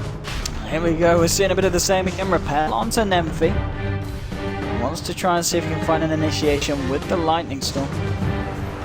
And there we go. Gets the Storm to Seal Kid and Handscan, but they think he brought it. A Dream Coil onto Free, very nicely. And they brought down the Omni Knight. Era getting caught out. The Sora's going to buy him some time, keeping him alive, keeping him up with the mech as well. Era's going to live. Now they can just try and turn this one around onto Nemphy. Limpy's already picking off the supports on the back line. They've lost the line inside of FireC. They will lose the Leshrac as well. It's a killing spree here for Handscan. And Limp, he's not done. He wants to find out with the Vendetta. The stun is going to be done. As you go. Yeah. Okay. Let's see if Trixie's able to get that online in time. Still at least come up to the amount of money for that recipe. And we'll see some heavy burst actually coming out. But talking about burst dash, of course, NIP with Limp already leveling up his Dagon. He's looking pretty damn scary. 2% been dropped here onto the high ground. But Tumba Man actually popping the BKB here to deal with this one. Let's run down onto Trixie. Limp at the moment. Where's he at? Well, he's looking for the wraparound here. Wants to try and find a Dream Coil potentially. And there we go, on to 3. Matumba Man, Yarlix, Bolix, and Trixie all caught into it. Guardian's Angel coming out from the Omni Knight. Trixie trying to stun this one up. Perhaps managed to mana burn the entirety of the mana pool from Sealkid. The Sora, now the Dagon from Limb. Picks off Bolix here on the line. And at the same time, just look at this pressure being applied by NIP onto this tier 3. Trixie burrows up. He's going to see what he can do here in terms of stuns and holding back the creep wave. Bloodright will come down off the ground. Era's able to duke it out on the sidelines, but Matumba Man moving in here with the Blade Mail, and now Nemphy trying to come in as well, looking for the split up. We'll find it. Limp just blinking forward, getting the Waning Rift onto 3. Oh, there's your Dagon onto Trixie. Burst down the next assassin. Limp being able to duke out the Lightning Storm. Nemphy looking to come in with the split up. It's not going to connect onto anyone. Now the Gale flies through. They ult from the Venomancer as well. Nemphy will simply BKB trying to fight through this one. Era with the BKB as well. He's looking to just continue to go into this one, draining the life out of Nemphy. Mega kill streak here for Era on the Pugna. There'll be a Yule Scepter holding Matumba Man in place. They don't have the mana to throw this one up. And NIP will simply look to clear out this set of racks. And they will find it indeed. 2 full sets of racks down from side of see there's going to be a finger onto Limp. There's going to be the Bloodright flying through as well. But no, Limp looks himself out. He's going to be okay. Split up onto Unison Fan, but he's got the coverage of this Glimmer Cape, keeping him alive against this magical damage. Matumba Man is looking for the cleanup now. They will be able to take down the Venomancer. They're looking for Handscan and Sealkid as well. Matumba Man going straight for the Witch Doctor. That's the second kill. Can he find some more here? Matumba Man really wants to clean up Era. Just standing there, draining him now. Now giving the life to Handscan, keeping him alive. Limp, he's duking this one out, making it very hard for Matumba Man to try and finish this one off. And Limp just blinks away here. Who drops the coil onto Matumba Man. Matumba Man, he just can't get a break. He will go down. Has to buy back now. For us, see the 3 heroes permanently down on the side. 30 seconds on the Omni Knight, 20 on the Lion, and 45 on the Leshrac. But what a fight there for NIP. And now Limp. Yule Scepter onto Matumba Man. Matumba Man did indeed buy back, but Limp, he's just playing with him. He's just toying with him. Toying with Matumba Man. And I've got to say, man, Limp, I was saying at the beginning, you got to watch out for his play in this game. I don't think he's been any exception. 17 kills, 19 assists. He might be able to add to that more here as well. Trixie goes in, does find the kill onto Era with the help of Matumba. Now on to Group B. For our first game, we have London Conspiracy versus Na'Vi. Prior to these qualifiers, Na'Vi had been looking a little bit shaky, and many were wondering if they would be able to return to their previous form that was so big. Another kill in the mid lane. They've managed to find 2 there within the course of a minute, taking down both the Witch Doctor and then the Shadow Fiend to follow. Things are certainly looking up for Na'Vi here in the early game. And here we go, straight into the jungle. Horse leading the way to the left. We see the Silent Conspiracy. He's looking it out, and well, we're going to jump straight in. Dendy here with the Waiting with the Silence onto the Wyvern, but the Deadfall's been dropped down. They've taken down 1, 2, 3. Seneko, Artstyle, and Force. They all fall. Na'Vi just walking to the Silent Conspiracy. They might lose more. Skylark hook-shotting forwards onto Funnick. Can they trap him? No, he hasn't quite got the mana. Yes, he has now for the Cogs. Could he get himself in range for this one? He has got the Tranquil Boost, but no. Ah, yes, with the slow from the Lightning Storm. Oh, the Cogs, they don't trap Funnick. They only push him away. But nonetheless, Na'Vi walks straight into the London Conspiracy. And The Puck and the Tiny both got early blinks, but Na'Vi did not seem like they wanted to engage at all. They're using a lot of trouble. Look at this damage coming out from the Leshrac. He will put the Rupture down onto the Wyvern, but it's not going to be enough even with the Demonic Purge. Now Artstyle and Snake, they want to try and come back in, but the Cold Embrace has been popped down. Is the Wyvern going to be able to keep himself alive? No, he's not. He will go down. The cast comes out bouncing between them, but Dar wants to go back in. Looks what's done with the Dream Core with the Mini Stone, holds him back from the cast animation with the Stone. He can't get it through. The Deathfall's being popped down by the side of London Conspiracy. Now Dendy's got to run. Kiza, he's trying to chase this one down on the Shadow Fiend. Artstyle, Snake, and Dendy, they're all stuck in the trees. Now Havorce with the wraparound. Can he look to continue his fight? He can't find Spartan. Spartan's there with Jukes. Havorce is actually going to go straight for the Shadow Fiend. Shadow Fiend's going to be fine. Now maybe turning around, throwing a raise back out the side of Na'Vi. But that looks like it will be that for the time being. So no, a very chaotic fight there going on the bottom lane. And as far as this game goes, when it goes further, my question is if Frost, that is an easy kill. Indeed it is. Bringing down... Oh, hello. He wants to come into this one. He's going to get disrupted straight away. And Spartan, he's going to walk it out. There'll be a Demonic Purge thrown down. Kiza, he's been ruptured. He can't move around in this fight. He's going to try to anyway. It doesn't matter. It's only level 1 rupture. He pops the mechanism. Now they're going to try and find Dendy here. He's getting hold in place by the Winter Curse. 2 heroes down on the side of Na'Vi.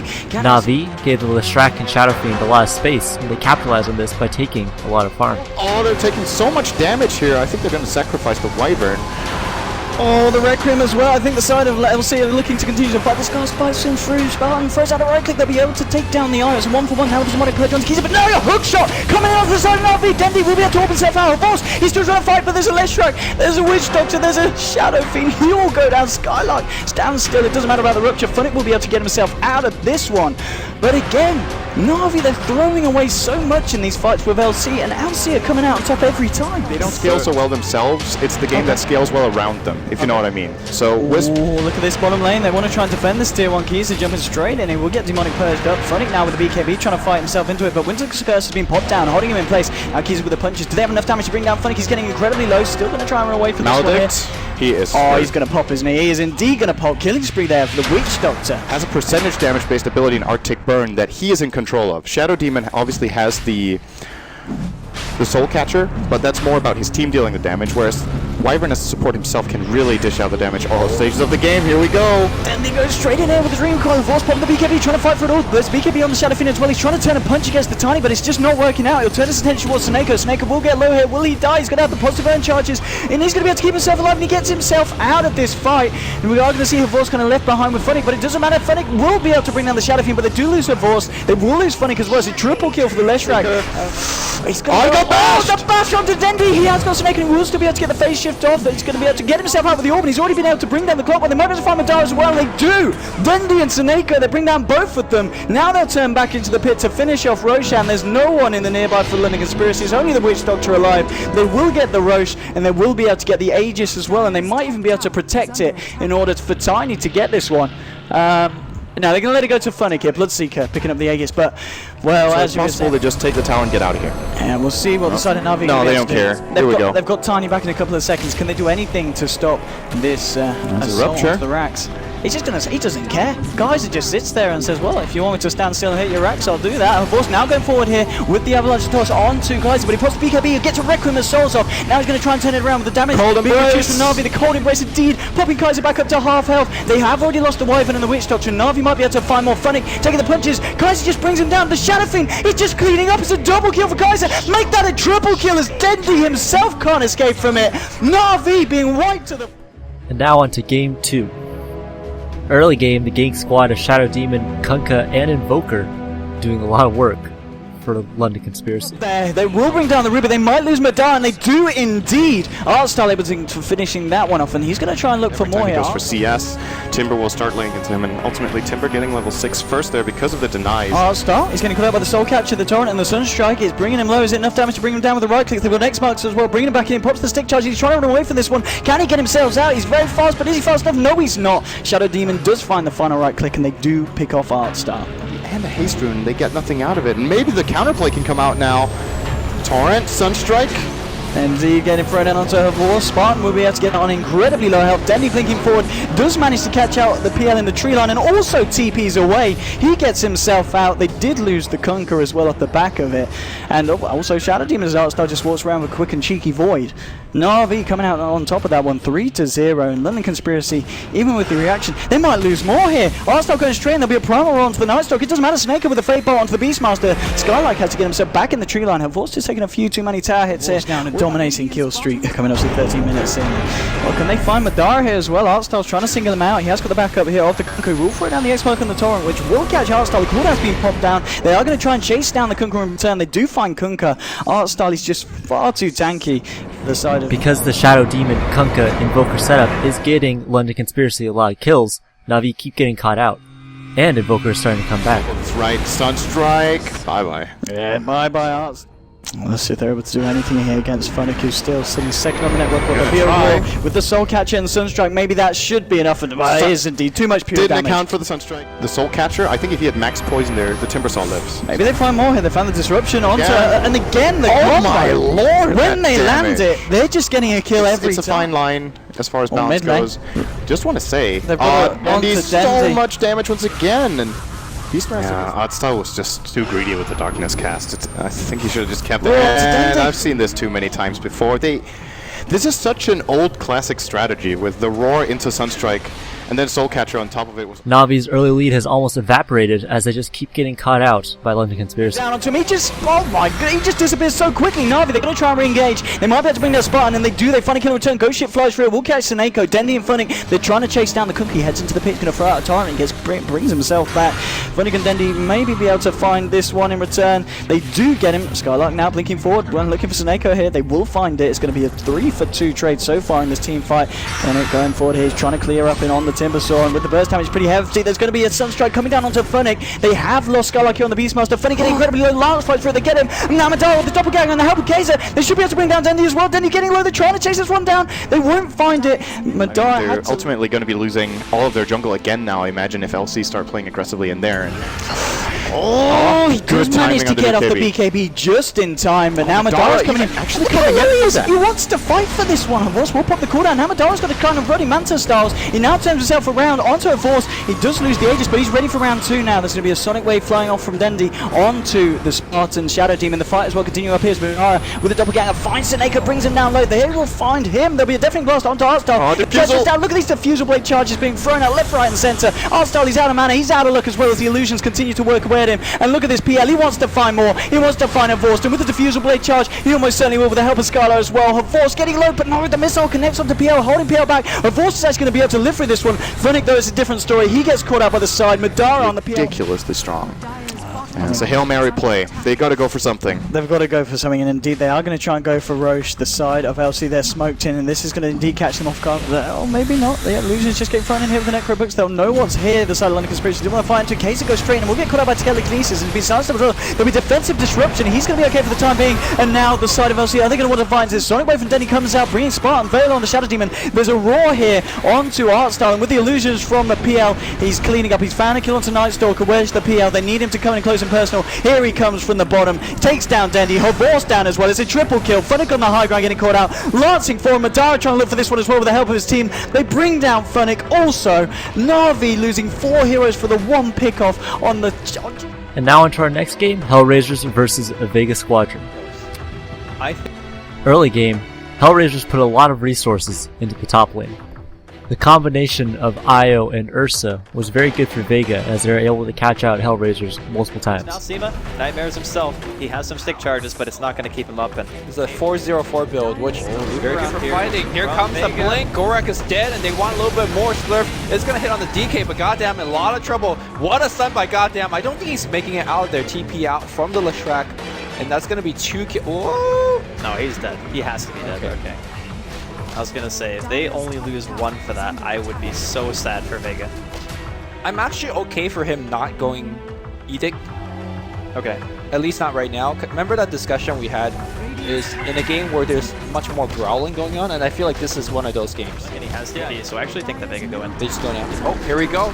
2 hits. Down. Dude, he took like no damage from that Fable. Goddamn, a lot of trouble as well. Can he TP out? He's just trying to hug the tree. He's panicking, man. He doesn't know what to do. The Supernova's going to be popped. Can they kill the egg? Hit it faster. All right. And he's still alive, 7 HP. He didn't even lose his Aegis. That's actually completely insane. Artest now in the team fight, pops the Aegis, immediately goes on the Bane. Now Solo could be in some trouble here. Gets Cog bounce back. Will be dropping Pasha. He's got the Blink Dagger available. Is he going to be able to do anything to Artest? He needs to blink in front of him to stop the bounce. 1 second. No, he's not going to. I feel like in the mid game, it was a toss-up as to whether the Slark or the Ursa would be able to carry harder. But Ursa managed to get a couple of good fights and not die, and he started to gain a slight advantage. I think that kind of trade is we have Ursa hitting pretty hard. He doesn't have dive. Why not? He doesn't have egg either. What happened? I don't know. Well, he bought his Midas and his TP before he died. Relocate happening mid right now. They're going to go in right from Gorak. They get yet another kill. I think... yeah, Pasha might be dead here. This is actually bad for Vega. They have no way of getting him out of this. He's so low. He's actually not going to go down. Affinage gets stunned by no one. The lightning bounce not going to go to the Wisp. He gets him out of harm's way. Artest now forced to back up. There is a second down though. He's got the Fiend's Grip. Is there a way to cancel this? Affinage walks forward, gets the max range stun. Artest still alive. No, the Breathe Fire from no one secures that. Artest is in the area still. Pasha blinks forward. He does have the Aegis. He is going to get stunned straight up. Almost uses his Aegis immediately. Pops the Enrage to mitigate damage. Goddamn walking right into a Dragon Tail. Hook in from Mag. Supernova going to be immediately focused down. Excellent fight so far from Vega. The Witch Doctor gets annihilated by the Ursa. Artest taking a small nap here in the middle of the team fight. Mag catches him out. The Blade Mail does so much damage. Pasha, BKB popped. He's going to have Blink in about 3 seconds. Affinage does not have a teleport scroll. Nice stun coming in from Affinage, but unfortunately the BKB was still on from Pasha, and it's going to be an ultra kill. Here on the Pasha. Has Blink in about 2 seconds. BKB still up. He's going to have to pop it here if he wants to Blink. He's just continually walking forward, trying to find that Rubik so bad. He wants it more than nothing else. Gorak channeling Death Forward on literally nothing on the right-hand side of the team fight. Affinage now being focused by the Fiend's Grip. BKB popped. That Leshrac just exploded. Artest now in the fray, trying to go for a kill. Nice Nightmare by Seema. Keeps himself alive. Gets a Brain Zap off as well. Artest trying to run out. Blink on cooldown for a few more seconds, trying to get Vision with the spirits to prevent his Rocket, but they didn't actually see which way he went. They think he went forward, and in fact, he's hiding in the trees. Oh, they still see him. No, the Blink stops the pounce. The play from Pasha. They don't wait. Yeah. They just go. This ain't some Nip versus... Oh, hook shot on the Dread into the high ground. Mag getting himself on Pasha. He does not care. Still has the Aegis. It's going to be godlike for him. Pops the Enrage to mitigate the damage from the Supernova. Now trying to run away. He will lose his Aegis in the end. Affinage going in. He gets Nightmare. No one pops the BKB. Still has Dragon Tail available if he wants to. Here comes Pasha once again to Leshrac. He's getting obliterated. He pops the Ghost Scepter to try to live, but Seema picks up the double with the Brain Zap. Need to go back. Oh, Pasha's got Abyssal Blade. Alright, there we go. Artest, double damage room. They're going to be doing some D-warding. Who's he going to be able to find first? He wants to go on the Wisp. He goes in straight away. He's going to pop the Dark Pact and the Shadow Dance solo. He's so tanky. Look at how big that ball is. He ends up going down finally. But at what cost? Phoenix is already dead. On the side of HR, the Wisp has bought back immediately and relocated into the team fight. Artest still has a double damage. He's waiting out the Blade Mail onto Mag. Hook shot onto Solo in mid. Hellraiser's Slark was just not able to carry his team hard enough, and Vega always seemed to have the advantage after a slightly tumultuous early game. And now on to game 2.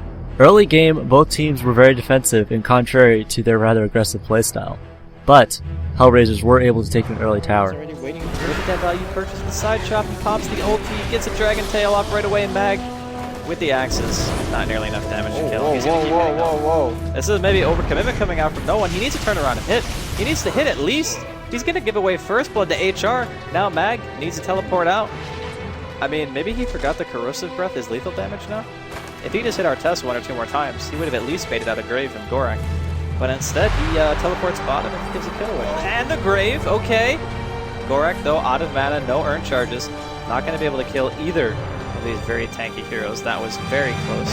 Solo just getting owned by birds here in the woods. A Light Strike, or excuse me, the Lightning Storm. I'm agreeing with you that HR still needs to do more. And they might do a little bit more right here. Solo casually walks into their entire... Despite the early non-aggression, Hellraisers realized that they had to end the game early and immediately transitioned into 5-manning and pushing towers. Keep hitting buildings. Okay, well, this Illuminate's gonna land, but I honestly don't know if they're gonna be able to defend. Oh, they baited out Dragon Form. They can just run. Yep. wait like, what is it, 40, 50 seconds? Roar onto Gorak. Necro 1 popped here. Illuminate going to be off the mark by a little bit. He just getting popped here. Mag, the first one to drop. No one. Now being chased down as well. Are there any more Frost Arrows from Artes? He needs to land at least a couple to take out. No one, and they will be able to do so. 45 seconds left on that DK, and there's no buyback. Yeah. Like, Mag can buy out, but he... HR best team ever. Alright, I'm gonna pretend none of the last, like, 25 minutes have happened. Affident, though. Oh, what a blinding light! It's okay, though. Death Ward? Is it okay? He gets the Grave off. He's trying to save Affident. He needs to go for a TP. Just TP. Okay, he kills the illusion. Solo now getting baited out. Oh, what's going on They're right up now? T3. They start hitting it a bit. I think having the glyph means that HR would never even try to go high ground. I think they would maybe go tier 2 top instead. Mag, He's dead. getting caught out here. Yeah, he is. Okay, but let's say they did. Like, what does a glyph do in terms of stopping that push? I just think that it's a lot easier for a team to get out of position while pushing if a glyph is available to stop damage on a tower. And Solo getting blasted down here by Artes. Artes is inside of the base heading, and this is the difference between having the tier 3 dead, right? It's like the concave is a lot more spread. Behind them, though, Beastmaster Roar's gonna come through. They want Gorak, and can they get him? No, they can't. I mean, there's so much damage coming out. Seema Slayer gonna get focused on the back line. They don't even care about him. Soul Assumption coming off cooldown. The lightning spam, like, it's just crushing them. Affident with the lightning storms all over the place. Another buyback coming out from Vega. This time it's gonna be no one. He goes back in for the Dragon Tail. He gets a stun off, but Solo has no health. He just can't commit to this. He just gets another lightning off and kills Solo anyway. He just flops over beside the tier 4, and I think that's GG. 12-1, boys. Like, what do you do against this? Here's another stun, or excuse me, another lightning storm and a vacuum as well. Doppelganger coming out from the PL. I really love how this game went because, you know, greedy 3-core Phantom Lancer. It wasn't that greedy, though. It wasn't that greedy. And the reason why I say that is because DK is not really a greedy mid. He's a pushing mid, right? Like, he hits level 6 and he pushes towers. That's what he does. I want to say they're greedy in the fact that... And now on to Na'Vi versus Hellraisers. Na'Vi really had to win this series to have a chance of qualifying, because they lost to Lemon Conspiracy earlier in the day.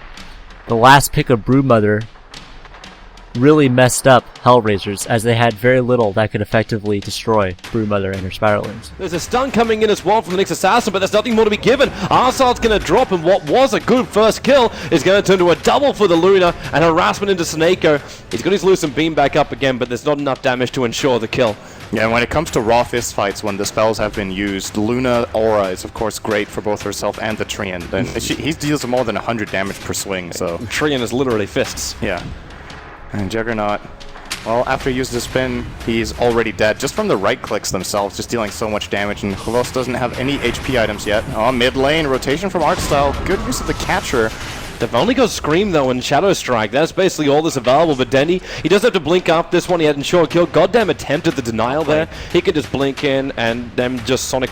And you're going to do a lot of damage there. And Dread, this looks like his death right now. The Icarus dive away, but Funnick's just running for it, and there it is. That's going to be a big kill for Funnick, and this ensures victory over the bottom lane. Yeah, if they don't lose this should not happen. And now that it has, Dread actually... He's probably going to port down to bottom lane again and try to get what he can, but that was a really big loss. Ultimately, Brood is almost level 7. We're going to go top level 5. Yep, they're going in. And with the stun, they set up with the disruption to start with Snako staying in there. And there's not enough damage here to kill Avardis, but he is on the run. Maybe there is if Avos can get one more attack, but there is that heal kicking in. It's the living armor as well as the Leech Seed that was following him. And Avos isolates himself, and they've lost the Nyx Assassin. Snako's dropped down, and now Arnstyle forced to battle up against a tree into again this Leech Seed. Korak's not looking too healthy. There will be enough damage to kill him off. And that was actually the Creep Wave doing most of the job. But Na'Vi, this is not a clean fight. Yeah, they lose 2 for 1 there. Oh, Dendy has rotated up though. Because Hellraisers were unable to counter the Brood, she was allowed to run rampant at bottom lane and get a ton of kills and farm. They can just dive under this tower. Artstyle, who's even want to put under? Well, there's one. The Luna's died in the meantime, and goddamn, it's going to be your next target. Artstyle right behind him with 5 million Spiderlings, possible over-exaggeration, but it's going to be Funnick with the double kill there. And this bottom lane just belongs to Na'Vi. Just take your claim. It's only going to ever belong to Na'Vi. missing some stuns here and there. You are still going up against a Juggernaut spin. Now in the mid lane, you've got, well, Dust to actually find Funnick. The wall will come down, and Funnick should be dead here. He's got 2.3k. I'm not seeing him spend any of this yet because he thinks he can actually do it. No, he'll be glimpsed back in. He's dead. 5 heroes, though. That's a very expensive. Even they could lose slightly. It doesn't matter all that much with the rotation from our south to mid that killed the Lash. Mid lane was secured. Bottom lane was a win, an automatic win, basically. F1NG. Oh, this time stun's actually going to land. He's gone. Yeah, into the Omni Slash, bounces down, and well, the Nova will still fire out, and they're able to get some revenge kills here. But at the same time, Phoenix just killed off Nick's assassin, but Broodmother killed off the is quite common. And then we also see a lot of co-ops get Ags, but this particular build order, Danger Zone. Blink, stun, bomb, mana burn, and then, okay, well, there is a hunger of Funnick which cannot be satisfied. Even with the death of a Luna, they'll come down for more killing off the tree. And it's looking for a bit of aggression onto Dread. Well, if he was able to get that stun, then they just Omni Slash the isolated hero and Dread, yeah. And they might feel like fighting this one. That Radiant Creep Wave hasn't survived for long. Snako again missing these stuns, but goddamn Solo, even with the spawn Spiralies kicking in, he just went up to full life. Did I miss something, or was the Bloodstone? Hellraisers just got outdrafted and were unable to deal with Navi's corpse. Not a bad thing. It's a triple kill for Avost. And now into game 2. Early, Na'Vi tried to shut down Hellraiser's safe lane, but it turned out horribly. They're gonna go for it. A disruption. There's your chilling touch. Avost will get the stun. And how much damage have they got? Enough. Dread's gonna drop. Goddamn, at least get the big decay. Snakeo's gonna drop very, very low, but the damage, he cannot reach him. And Avost did a very good job. He grabbed the creep wave aggro, making sure the creep wave would have finished the job up against Snako as well. Avost in the trees. Decay's gonna drop again. And goddamn, as she picks up Avost, did Avost go in there to buy her boots or something? Yeah, no. He bought nothing. He'll have a TP and come back. Oh, goddamn, really doesn't give a damn. He might have actually finished the ward. Avost, the stun, now going to land. There isn't a chilling touch, but the damage is still going to be there. There's your liquid fire, and goddamn, drops down the tombstone. He's going to survive. They're trying to get rid of this tombstone, but Arstar's dying to the zombies, and now another decay. Goddamn, with a double kill, which basically makes him 3 for 0. 1.5 minutes in with all of the Hellraiser kills. I guess this lane, even with the dual lane's got kill potential. Yeah, this is one of the best items when it comes to countering Bristleback. Of course, applies the break effect, which removes Bristleback, and then you can just destroy him from behind even. Real trouble for him. The Dream Cold's got him controlled with the Rift as well as the Breed Fire. They'll find one kill, but Snako throws the catcher out, and Dread going to disrupt them as well. Only got one poison stack, but Denny's looking to obliterate him, and that's with the Requiem of Souls. There was the Macro Pyre coming out. Denny also... However, Hellraiser's team comp had very little natural lockdown, and were starting to lose their advantage as Na'Vi started to get stronger. Snako dies. This is perfectly alright. If anyone else dies from Na'Vi, it's not as great. And, well, this might be happening. Funnick, I think he's got his BKB by now, and he'll try and run away. Actually, no, he does not. He went for a Sanj instead, but the Ice Blast hitting perfectly from Arstyle. Denny, Requiem, no one's in range for that. So they're all going to run themselves away. The Tombstone will at least be mopped up. Opening, it's going to be Gorik. Now, Gorik, pick your timing here. Okay. Wait for your timing here. That's even better. Eul Scepter up. The Ice Path coming back in again from the Jakiro, but missed the target. Denny got the BKB off in time. Turns for the race. It's 3 heroes with that one. The Shallow Grave will be there to protect Artis, but Gorik's still sitting in the tree line. Artis, where's he going to go here? Apart from death, that's basically the only answer for him. Ice Blast coming in a little bit too early. The Face Shift's going to dodge it. The SF actually dying, but the Death ulti. But the SF's now going in for Butterfly and a 5-man smoke from HR. Now, they don't want to check Roshan. While Roshan will be wonderful, if he's there, they'll kill him. But they've got a creep from the Helm of the Dominator still there.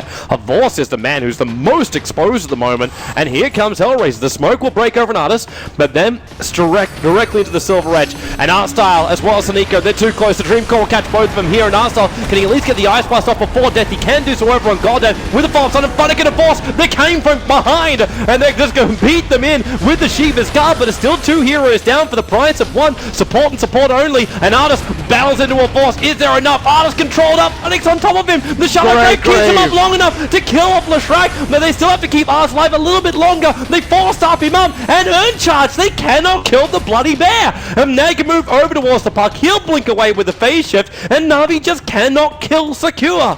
Perfect time. Because Hellraisers were relying a lot on Ursa, Na'Vi were able to kite him out pretty effectively. especially when the puck failed to get a good Dream Coil. Dream Coils, he's actually standing inside of it, but Artis is the man going to work. The Ice Blast, it connects. Maybe they can keep him alive with a Glimmer Cape. Now in the Requiem, again Gorik, saving that shallow grave. Can he kill off Denny in time? Funnick is still here. Artis pushed down. This time he'll die. Buyback is available. Gorik's going to take it for the team. There's a 1-for-2 trade-off, and maybe there's more. The Ice Path keeping Havorst down for the moment. The Jakiro is the one to buy back, and we've got trip buybacks coming in from HR. Sorry, not Jakiro, and maybe Havorst while they bounce Nako, but they do not want to fight this. You've got 3 buybacks waited out. There's no reason to try and hurt Roshan because they're just helping Hellraiser. Seneko, however, was able to make a big play in the Roche pit. Okay, so watch Puck's position because Seneko... He's pretty far Oh, wait. He could potentially steal this. If he's going to die, Puck will be here in time. If he can disrupt it, well, as if Puck comes in. Puck's on the way in, but he's got to get there now, and if Artis fires up... Oh, wait, maybe. Yeah, he's actually in the lane. There. This is possible for Seneko. Stealing the Aegis might be big, but he can disrupt up Artis and slow this down. The dual breath is there, and he steals the Aegis the Immortal, but he doesn't pop out of Invis by stealing it. He almost tried to pick up the cheese as well, but he actually goes a TP scroll and gets out. And hey, Chao could be wondering what the hell just happened. Where is he? The Puck's coming in, having a look. They have no idea. This is the kind of plays that can win a game. Be doing that. Get the hell out of there. They get they can turn. Dying. They have the high ground. Dread jumps up. The Dream Call on the catching one. Vorstrick is off the BKB in time. The Ice Blast is going to be on all 4 of them. Hey, Char in a lot of trouble. The Macropie is still doing the work, but they've lost the puck. That's a dieback for him. He's got nowhere to come back to a living. Artis, he's trying to bring down Funnick, but Funnick with the back turn, running up high. The Ice Blast all him, but a one-cost defensive disruption. Actually going to save the life. Seneko keeping his core alive. There's 2 down for Hellraise at the moment, and maybe they got enough. Dreads on the run. Seneko right behind him. He can't keep up, but he has a Fusel Blade charge. They avoid the Ice Path. Prediction coming until he walks straight back to it. Now it's Korik.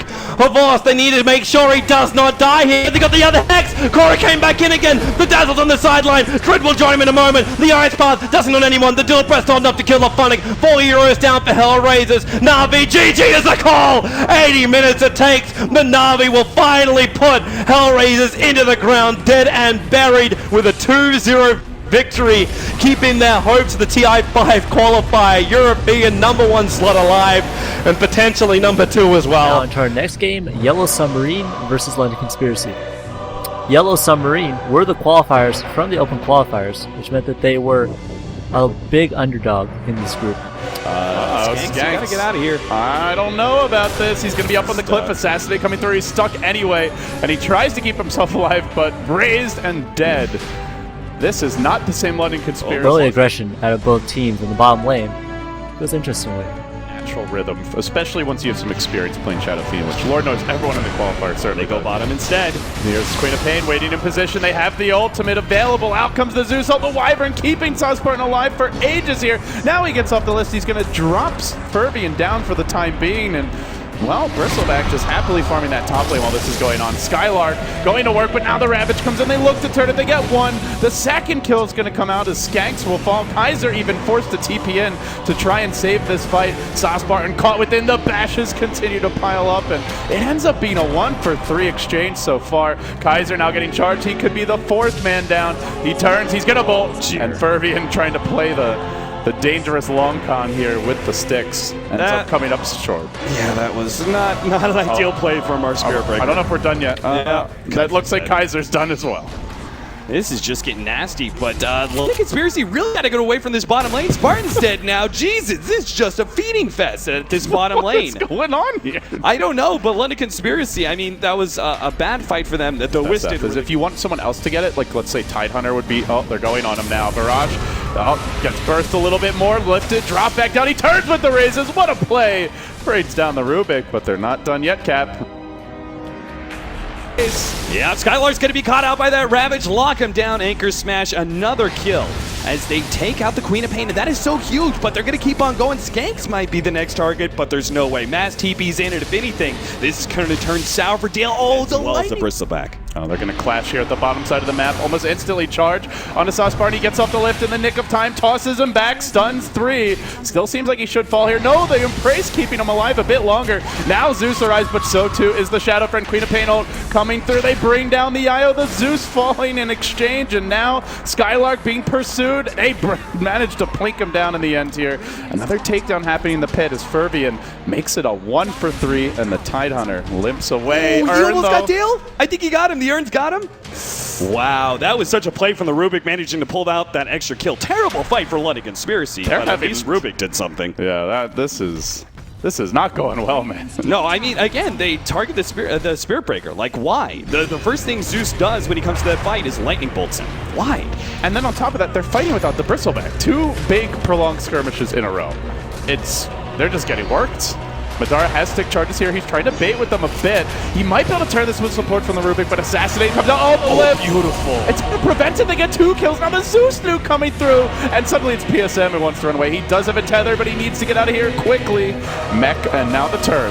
Well, Sauce Spartan, he might not make it out. Yeah, if anything, Kaiser might be able to kill the Wisp with this. Skylark comes in, a couple of right clicks, but he's healing too much. Skylark's gonna fall instead. Oh dear. 16-9 already. What a clown fest this has become. Now onto Sauce Spartan. The relocate out! London Conspiracy would try to get London Conspiracy would try and get a little bit sneaky with a smoke gank, but a little bit of confusion would end up costing them. Maybe just a misclick, or they changed the call because they're heading bottom instead. They gotta keep going. They gotta go fast, right? You don't want to lose that tier 1 tower as you make this pincer maneuver. So, London Conspiracy, this could be potentially the best fight, especially if they start out with a kill on the Wisp. Oh, do they want the courier? Do they want the kills? They kind of hesitate. They get nothing. They show Madara. Are they coming in?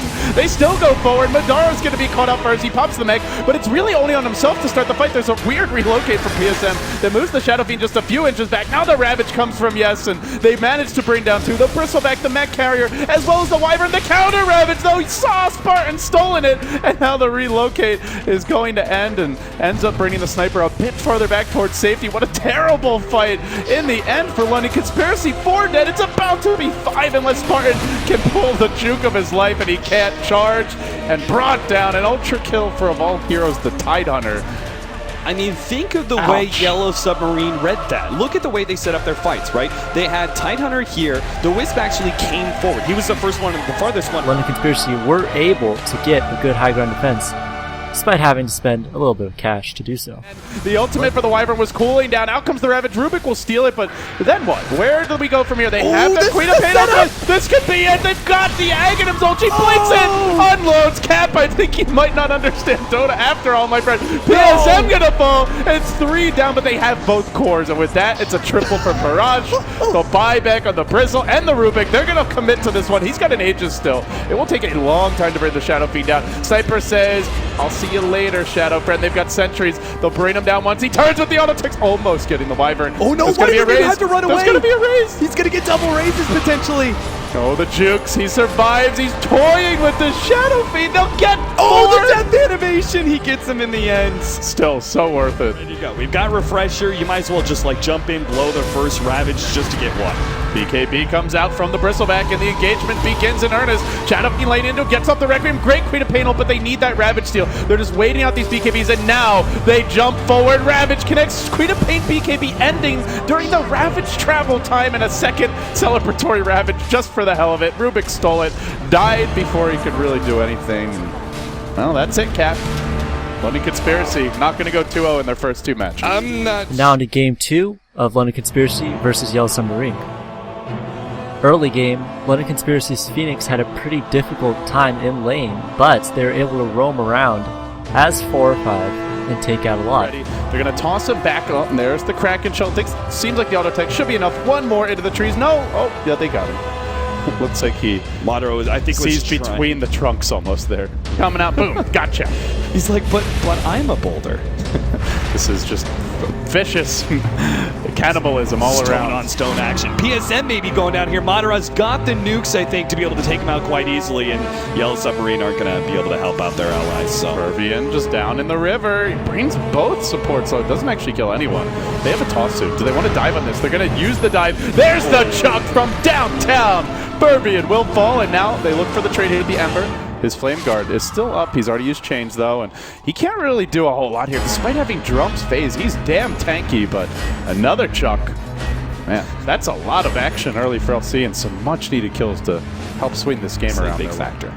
Well, Yellow Submarine looking to make that play, but they're doing it without the Ember. He's just farming in the top lane right now.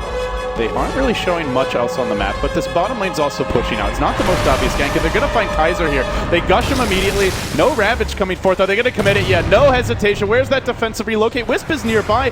Looks like he wasn't able to get the save in the end, and now Spartan might be in trouble. Slowed down by the Lesh nukes. Out comes the Breathe Fire. Still pursuing him. He has a tether, and I think with that, should be able to tether back towards safety. And that could have been a massive save. They do lose Furby in here on the backside, though, as Madara rotates in, gets the kill. The Wisp going to splash a couple of orbs forward. And it looks like that's where the dust will settle, Cap. So, in the end, a 1-for-1, but they do kill off the Tiny. I don't know. Madara's really thinking about going for Dale here. He's got the damage out to be able to one-shot him. Boom, there he goes. Tidehunter out. Now Barish actually caught by the telekinesis, and he steals the stun. Barish is going to fall as well, potentially. What a big play there by the Rubik. Excellent aggression coming out from Madara. And where was the Ember through that? He was off farming the top side of the map. He didn't have mana for the chains. He's not getting the job done here. Can Flame Guard whatever the hell he wants? They're pursuing this Ember, but they don't have a whole lot of mana left. I think they'll have to let him go. No, Madara says there's no such thing as back. You can only go one way, and that's farther in. We have to go deeper, he says. Well, looks like it was warded. But it is another stack attempt. Finally, they're going to fight with Mipochka. Again, he misses on the chains, though. Haven't seen much out of this Ember, despite the free farm he's been getting all game long. The stolen Dragon Tail goes forth, but they've got Dale here in position. That was, actually a stolen Anchor Smash. Wanted the Ravage, couldn't get it. Now S224 on the way out, and meanwhile, Madara finding kills. The Wisp also able to get involved here. It's so far a 3-for-1. The relocate goes, and, well, he'll be back out of the fight for now and off to safety. Yellow Submarine were able to effectively counter the Wisp with their CCs, stopping him from relocating. Have to prevent the relocate out. It's already going, but the chains are there to interrupt. No escape for Spartan or Kaiser either. They get both. That was all Mipochka there. South here, and what do you know? He's headed the opposite direction from where he should be going. Any moment now, lift into dunk. Yeah, see ya. Easy kill. So, and he steals the Diabolic Edict level 4. Not too bad if they want to be able to push down some extra towers. Barash is hoping to be able to get a catch out here, though. With the Shadow Blade closing the distance, looks like they'll get a free Rubik kill. Oh, and this is right when the relocate ends. Very unfortunate. They didn't have anybody to back him up. And with the buyback, oh my god, they're actually going to go back in here. They go straight for Madara to lock him down with the Dragon Tail. The Ravage goes off, but misses full. The relocate to the side, but Ember Spirit already jumping away. And now they continue pursuit. There's no Supernova. You'd love to have it here. Barash starts to take a pounding. The Glimmer, Tiny, doing a bit of work, but now he gets focused. They found him. They isolate him. They will bring him down. Ember going nuts on the backside. Now leaps in. They're looking for that 4th kill. Tiny's bought back for this. Sure, the Ember bought back, but the difference is his team's trying to break the base. Oh, Tiny TP's in. Cap, they're 5 surrounding him. That's a dieback on the Tiny at 25 minutes. And with that, this could be a 2-0. The other way. Unbelievable. Yellow Submarine particularly bad in that the Tiny is quite susceptible to physical damage once you're able to take away that passive. And it's, I guess your best play is probably evasion. They're going to fight in the river, though. They're trying to protect Madara here. Kaiser relocates in, but guess who's waiting? It's a lot of backup. Kaiser, for now, survives, but his Wisp has been brought down. The Queen of Pain had to bail. They're going to sacrifice the Tiny and the Wisp just to save the Queen of Pain, and they blew the ult as well. This is looking worse and worse. Trying to retreat out is that Rubik, but good luck, sir. I wish you all the best. In the grave, Phoenix Supernova on the backside of the engagement. They finish off, at the very least, the Ember. Rather chaotic skirmish, but in the end, it's yes. Continuing to chase in. They blink, gush onto Skylark, and there's no backup for him. It all starts. Bloodstone Leshrac already up to 10 charges and making the plays. He initiates with a stun with no setup to kill off the Quap. Yellow Submarine just outplaying the crap out of London Conspiracy. And not even done yet. The Quap ult comes through. It only tickles, and that's before the pipe is even available to negate some of this other magic damage. Barash engaging now with Mipochka, and GG. Well played is the call. This group just got very interesting. And now into our next game, Yellow Submarine versus Hellraisers. Very early aggression out of both teams before creeps even spawn, with both teams overstaying their welcome. just a bit. I can't even give you guys the go. We're gonna have action right away. As it goes flying through, now the telekinesis onto Dread. It looks like this could be the first blood. This is gonna be a defensive nightmare by the Phoenix from but it doesn't matter. Dale finding first blood. There's a massive hoofstall onto 3 of them. Yellow Submarine, they're gonna lose Barash here. It's a 1-for-1 trade, but now Viper here with the Iron Shell chasing down Gretz. They'll find themselves a second kill. It's 2-for-1, and now Dale and Maposhka, they're trying to find Alpha Ninja. He's been helped out a little bit by Goddamn, but it's not enough. They lose to Tiny, and now with the cast price, Goddamn, can they chase this one down? They're trying to get themselves in range here. PSM, he's looking for the telekinesis. He's closing on as the Eye of Goddamn, trying to get himself up to the high ground. Can they catch him out? They're going to look to chase this one. They're going to keep going. They're still going for it. PSM now turning his attention towards the mid lane. Maybe seeing if they can catch out Gretz. Oh, they don't know where to go here. Yellow Submarine, what are they going to look for? They found Gretz, but they want to try and dive. This one is a little bit risky. Gretz coming up. He wants to try and find the Nightmare. Both teams, they're desperate for fighting. They're hungry for action. He will get the Nightmare to PSM, but he's toggled off by Furby into the low ground. And now Dreddy's trying to come in here with the Spirits. Furby's in a lot of trouble because Avalanche comes out. They'll probably find the Witch Doctor, and they do. There's a telekinesis and the cast holding back the side of Hellraiser. Now they're trying to chase down more. They're looking for PSM. Can they do it up to the high ground? Dale here with the Iron Shell. He's going to turn around and he's going to go straight for Goddamn, trying to bring him down here. But now he's caught between all 4 of the side of Hellraiser. Dread trying to bite himself through the trees. He's being chased down by Maposture and Dale here. Oh, now there's the Avalanche onto 2, holding back the Darkseer, holding back the Viper. Now get the Hell's Gretz. Maybe the side of Yellow Submarine we can find him. And suddenly, Furby has turned back up to the fight. He's managed to corner off Gretz. Gretz is stuck off with the rest of his team. They will lose the Bane here on the side of Hellraiser. It's 4-2 for Yellow Submarine. And, well, ladies and gentlemen, welcome to Yellow Submarine. Take it against Hellraisers. Okay, with that said, obviously Odie Pixel is going to be your point caster. Joining him is going to be Ben Merlini Wu. Holy crap, this is going to be one hell of a show. Gentlemen, please, it's your honor. Have at it. And Viper, you know, they devote a lot of resources to these 2 lanes. Sentry on top, taking out the D ward, with the Observer ward in mid very, very early to ensure Shadow Fiend has an early farm. Another Sentry to guarantee their lanes there. All about winning the lanes that most teams would sacrifice. Oh, and they found a kill. Yellow Submarine. Double kill for the Viper, certainly on the top lane, and from what I can see from the PSM with the place. He's a dirty hero.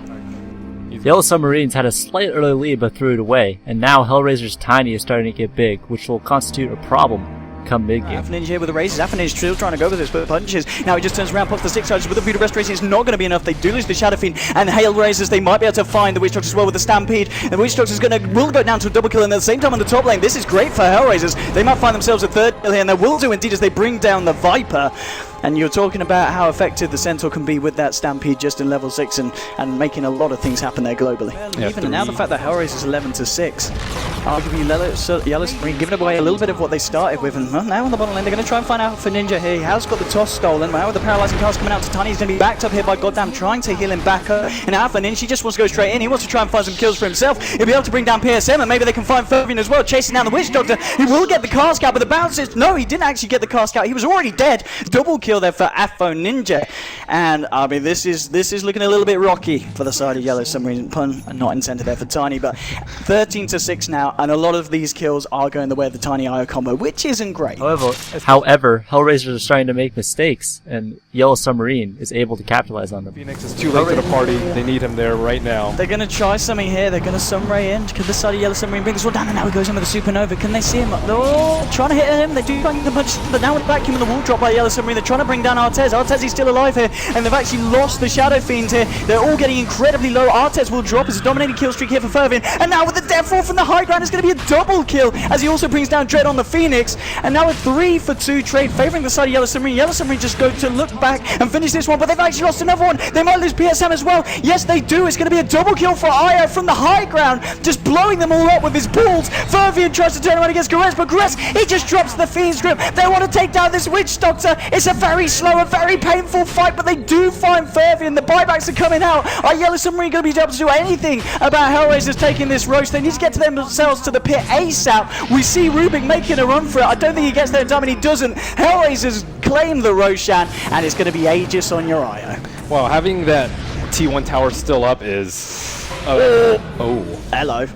That's a bit cheeky. There's going to be a little vacuum onto the high ground. How can the side of Yellow Submarine do anything for this? Gretz is just going to TP himself out. Dale is trying to find himself in. Barash has now turned up to the party. Dread could be in a bit of trouble, and with a raise and a fade ball to the backside, they'll lose the Phoenix.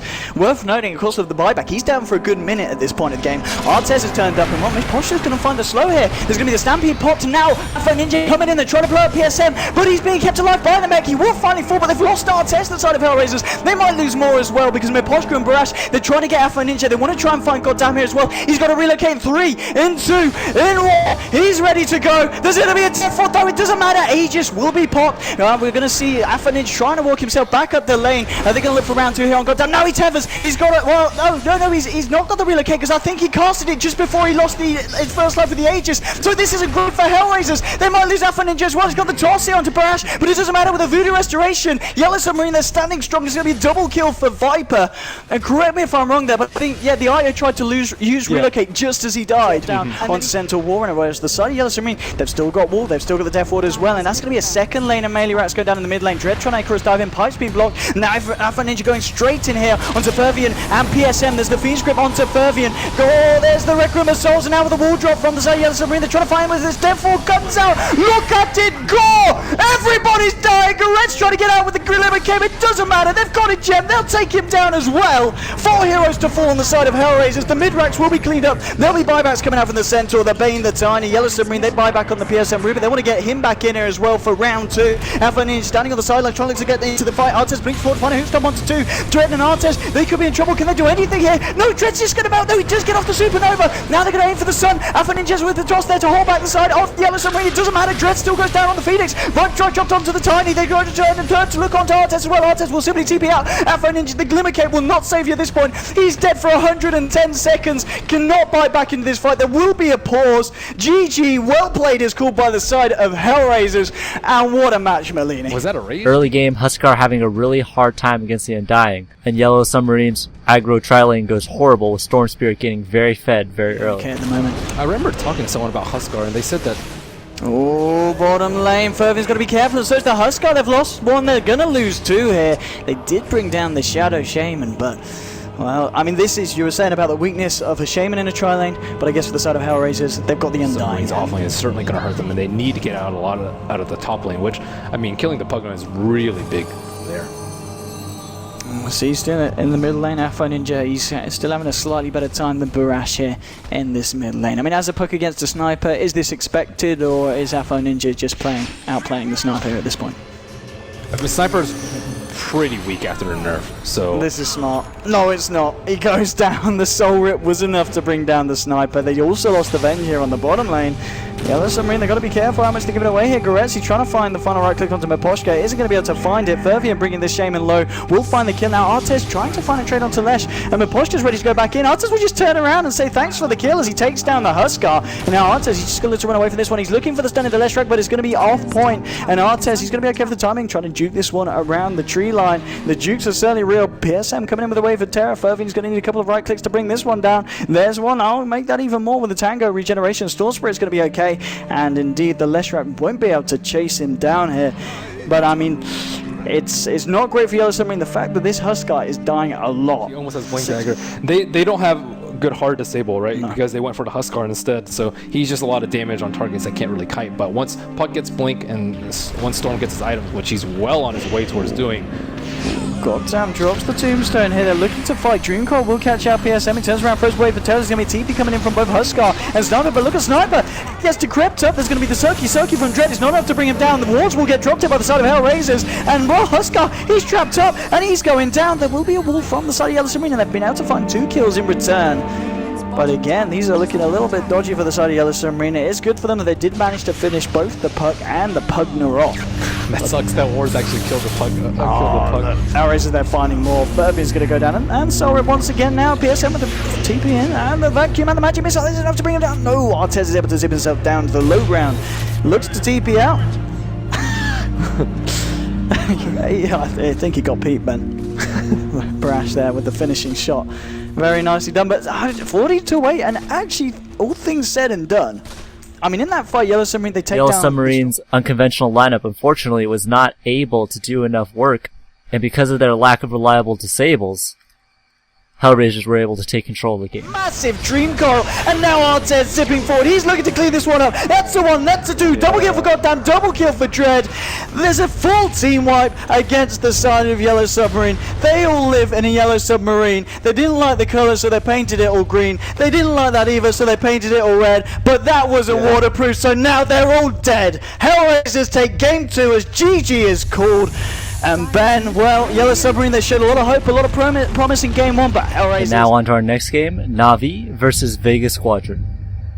Early aggression out of Vega on the mid lane. Kind of walking to misplay or dive. 2-minute runes coming up. In the river. He's got a haste rune. There's the breathe fire, chasing him down. He's going to choose the dazzle to try to get onto. Kinetic field is on point. And so Neko stomped down and slain. The mech. So around that time where they get the mech's tombstone, the mech, probably the Bloodseeker ultimate, that's where they look to get really aggressive. But here we go, top big lane. engagement. Top 2 caught out. Artstyle and Fun getting all the damage. Artstyle's going to be dropping shortly, but they may get the Ember. If they can track him down, he's going to round the corner and make it back to home safely. There's a nice grave. Artstyle doesn't have a TP though, so it's only buying time. And down he goes as Chen brings him down. They're unable to track down the Disruptor.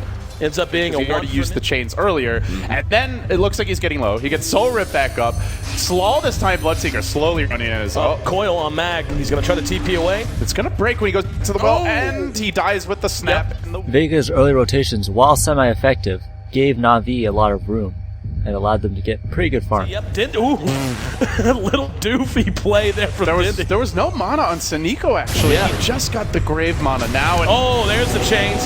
Following it up, there's going to be a grave on the Saniko.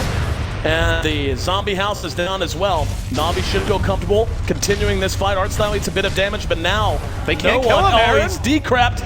There's going to be Chin blowing the heel and trying to keep his team alive. Funnick a little overextended. Will be caught from behind. Dragon Tail's there. Kinetic field though. Oh, there's going to be the chains as well, but maybe. These zombies just doing so much work. There's the rupture. No one's going to go down. Sima on the run. TP out. Close call. Almost dies as well. Weave onto Na'Vi. So they're going to try to make a run at someone. Looks like it's going to be no one, and he's going to be caught going for this rune. They have Disruptor here, but there's too many heroes to get a full glimpse back. Then he's going to coil him. Does he try for the TP out? One out, and Sima breaks the coil. He may just drop the kinetic field and run the hell away. Funnick has the rupture. Oh, got him! Wonderfully played as the rupture combined with the nether blast. That pretty well. The aftermath of the kill there. The damage that's done just by the ward alone, and now Artstyle way up front, kind of out in front of his team. It's just him and Havost here, so Artstyle's going to end up dead, and Havost taking a big chance to try to come out here. He mech'd, but I'm pretty sure he was out of range, and he was hiding in the tree line. If he gets the mech off, I think it's a different fight. They are chasing no one. The zombie stack up. The tombstone was one hit from death, but they didn't finish it. The Seeker coming in, swooping in from behind. There's going to be the coil. He's going to manage to run uphill, finish solo off, and they had already killed the Dragon Knight as well.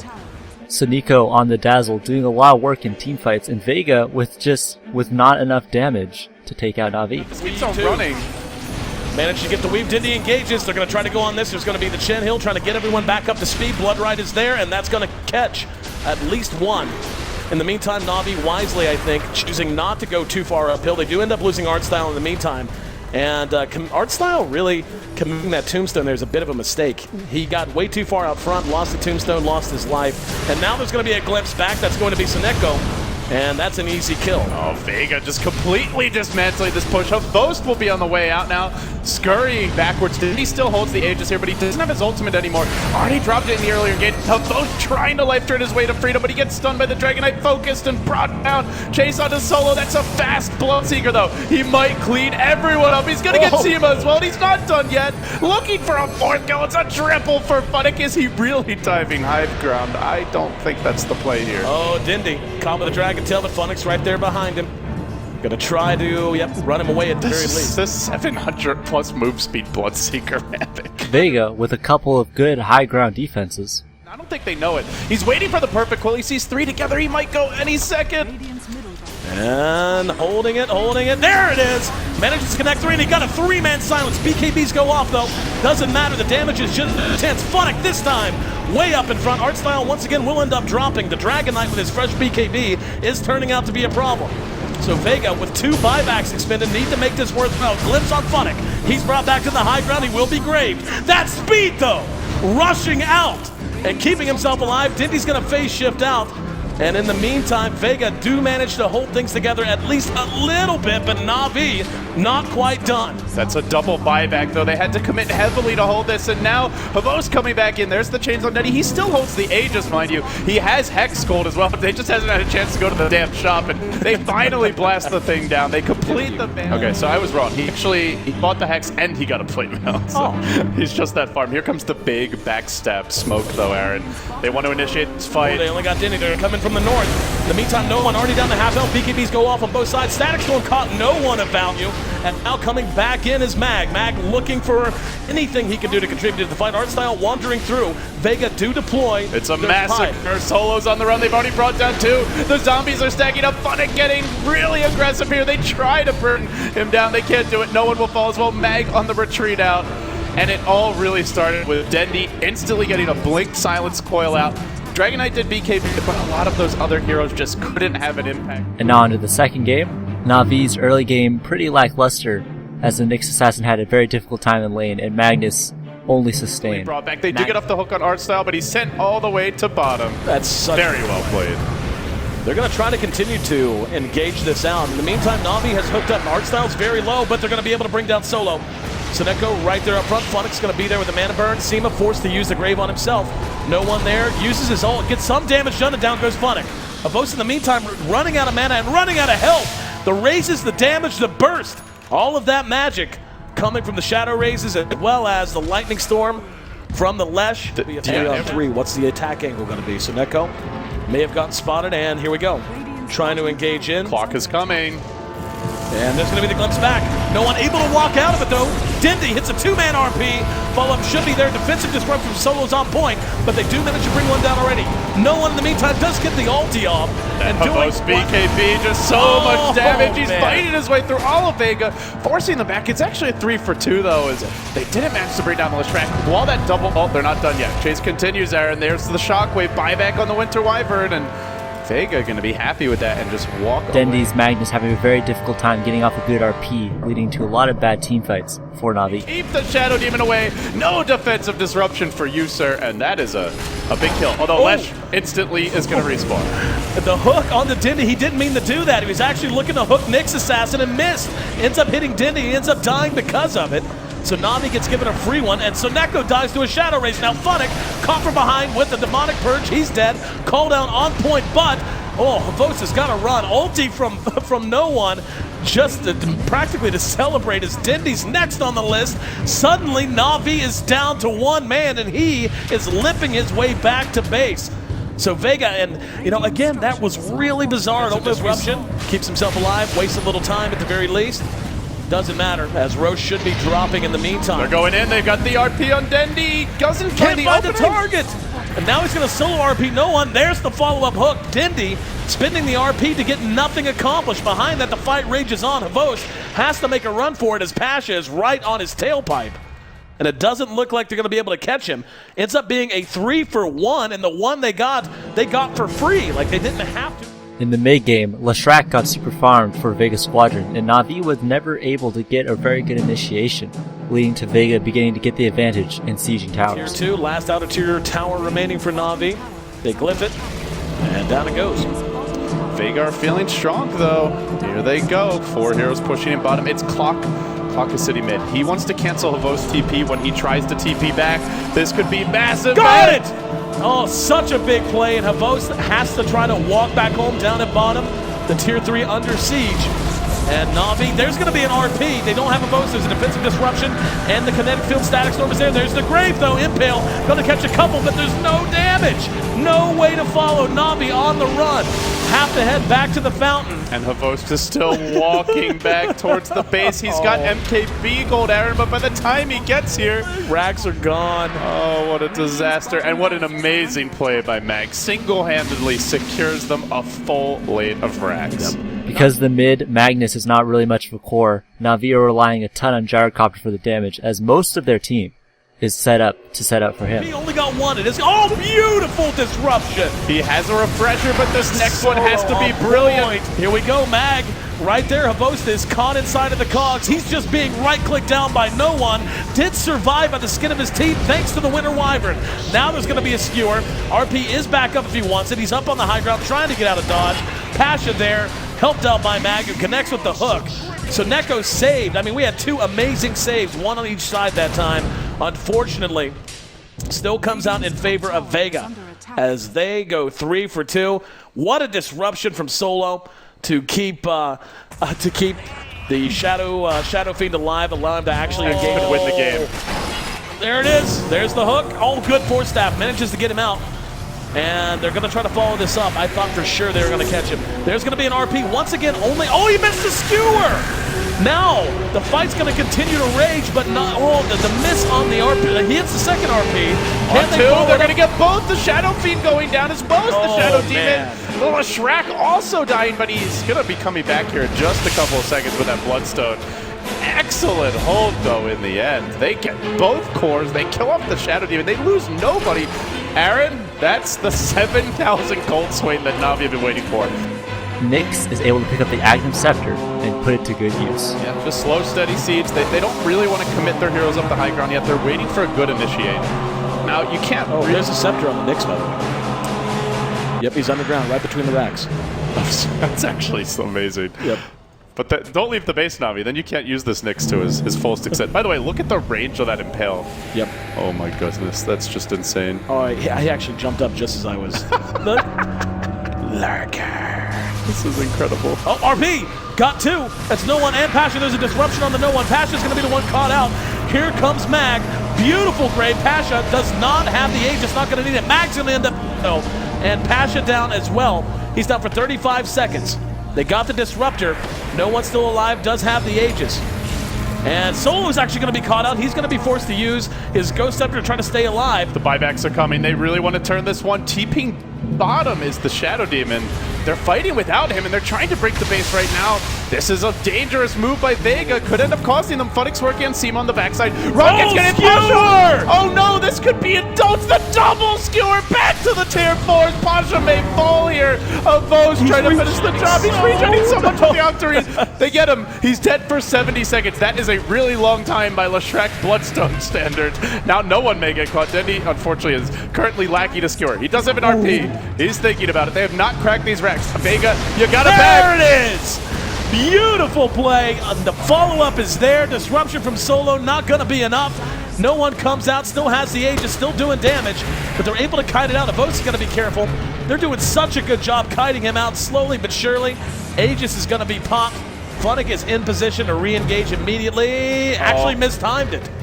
And that will allow him to escape with his life. What a hold by Na'Vi. That was absolutely sensational. The Lurker Nyx, man, doing work there towards the end. Not really. That was mostly about the WRP, but it's fun to see that item in action. In defending their base. Na'Vi then try to push out of their base, but Vega punishes them. Goes in, gets 2. RP once again got Solo plus no one.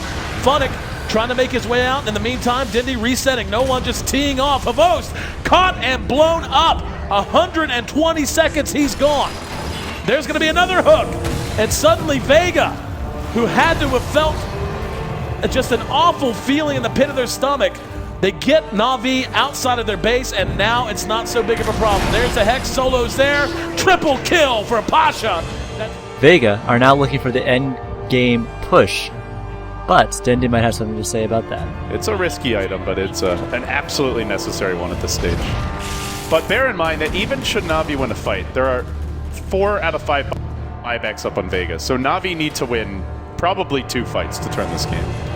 At a minimum. And Leshrac is getting the refresher now. This is a 7-slotted Leshrac. 6. He's getting a tier 4 item every 10 minutes, which is not the most farmed any hero's ever been, but it's damn close considering the amount of fighting. 36,000 net worth on this Leshrac. I just saw a crit for 1,700. That's legit. That's not even the Leshrac. Yep. Imagine if you could crit with your nukes. Oh my god. That would be so dirty. Maybe a patch in the future. I remember when they said there was no way there'd be CDR in Dota. And that's definitely changed. Here we are. Vega ready to try and pull the upset here in game 2. They dropped game 1, want to walk away with the split. There's going to be an RP! Ooh! Best RP of the game! Brings him back into the Static Storm, and the follow-up is finally there for Navi! Oh my god, he got the second one! There's the cooldown! The Rapier's going, and 4 dead! They want no one as well! They're gonna find him too! That Shadow Feed's down! And 5 heroes dead! Through the ages, they're looking to bring back down another time! They'll get him as well! Jesus Dindy caps it with the best RPs we've seen all game. Caps it with a double kill of his own. Buybacks are up, and what an unmitigated catastrophe for this Vegas squad. Na'Vi always had that potential for a good team fight initiation. Early game it wasn't there, and that gave Vega a couple of team fight wins, but as the game went later, Dendy started becoming more on point with his RPs, and Na'Vi started to win team fights. They're gonna blow the glyph. And there's going to be a hook in. Mag coming in, trying to make something happen. Static Storm's on point. Can't do anything. There's going to be a skewer out by BKB Dindy. In the meantime, skewers one back. RP on the Basha. Beautiful brave once again, though. It's going to allow him to buy some more time. Disruption's there. Havos comes out of it. Do they have the damage? Will it be a Rapier on the ground? No. Wyvern there. Able to bail him out at least momentarily. One tier 4 is down. Artstyle's about to drop. The damage just not there yet. They got 10 seconds. 10 seconds to try to do as much damage as they can, but they're probably going to want to bail out. Do they go for the throne? They're looking for here, zoning everyone back. The lurker in the front line. So both disruption. That gets disrupted for now, but I don't know if they can kill him off. They want the heal bomb to come through. Now the Shadow Feed. Oh! Rapier down! Rapier's on the ground. He's got buyback. Everybody buys back. It's Navi's turn to throw bodies at Rax. Here we go. Round 2. Fight. Let's see if they've got the goods. That's a full team buyback. Dindy up, does not have an RP, does have a refresh if he's able to get back. In the meantime, no one caught out. There's the RP after the refresh. No one is down. I cannot believe it. Na'Vi have snatched victory from the jaws of defeat while halfway down the throat, and they take the series 2-0. What the hell is that? What a game! What a game! That is a 1 in a million. And they already had one of these games earlier today in their last series. And now into our next game, London Conspiracy versus Hellraisers. Unfortunately, the Spirit Breaker out of London Conspiracy was very ineffective at stopping HR's pushing attempts. 2 Command Auras actually taken, or Vengeance Aura rather. Here's the TP support coming in, but they've already taken down Skylark before it starts. Spartan as well has to self-disrupt as a desperate measure here, but it's not going to be enough. Maybe it is actually. Wave of Terror won't kill him off. Arts will try to TP out. He will also make it out on no HP, just like Clockwork a moment ago.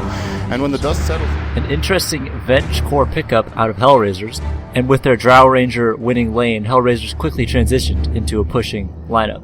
London Conspiracy would go for Roshan as they realized that they were swiftly falling behind, but Hellraisers would scout this out and punish it. Caught inside the cogs. And pardon me as my voice is cracking entirely, but Dread will kill him off. Roach still alive. They're going to get the Spirit Breaker as well. Lots of damage going the other way. Oh, Lightning Storm doing...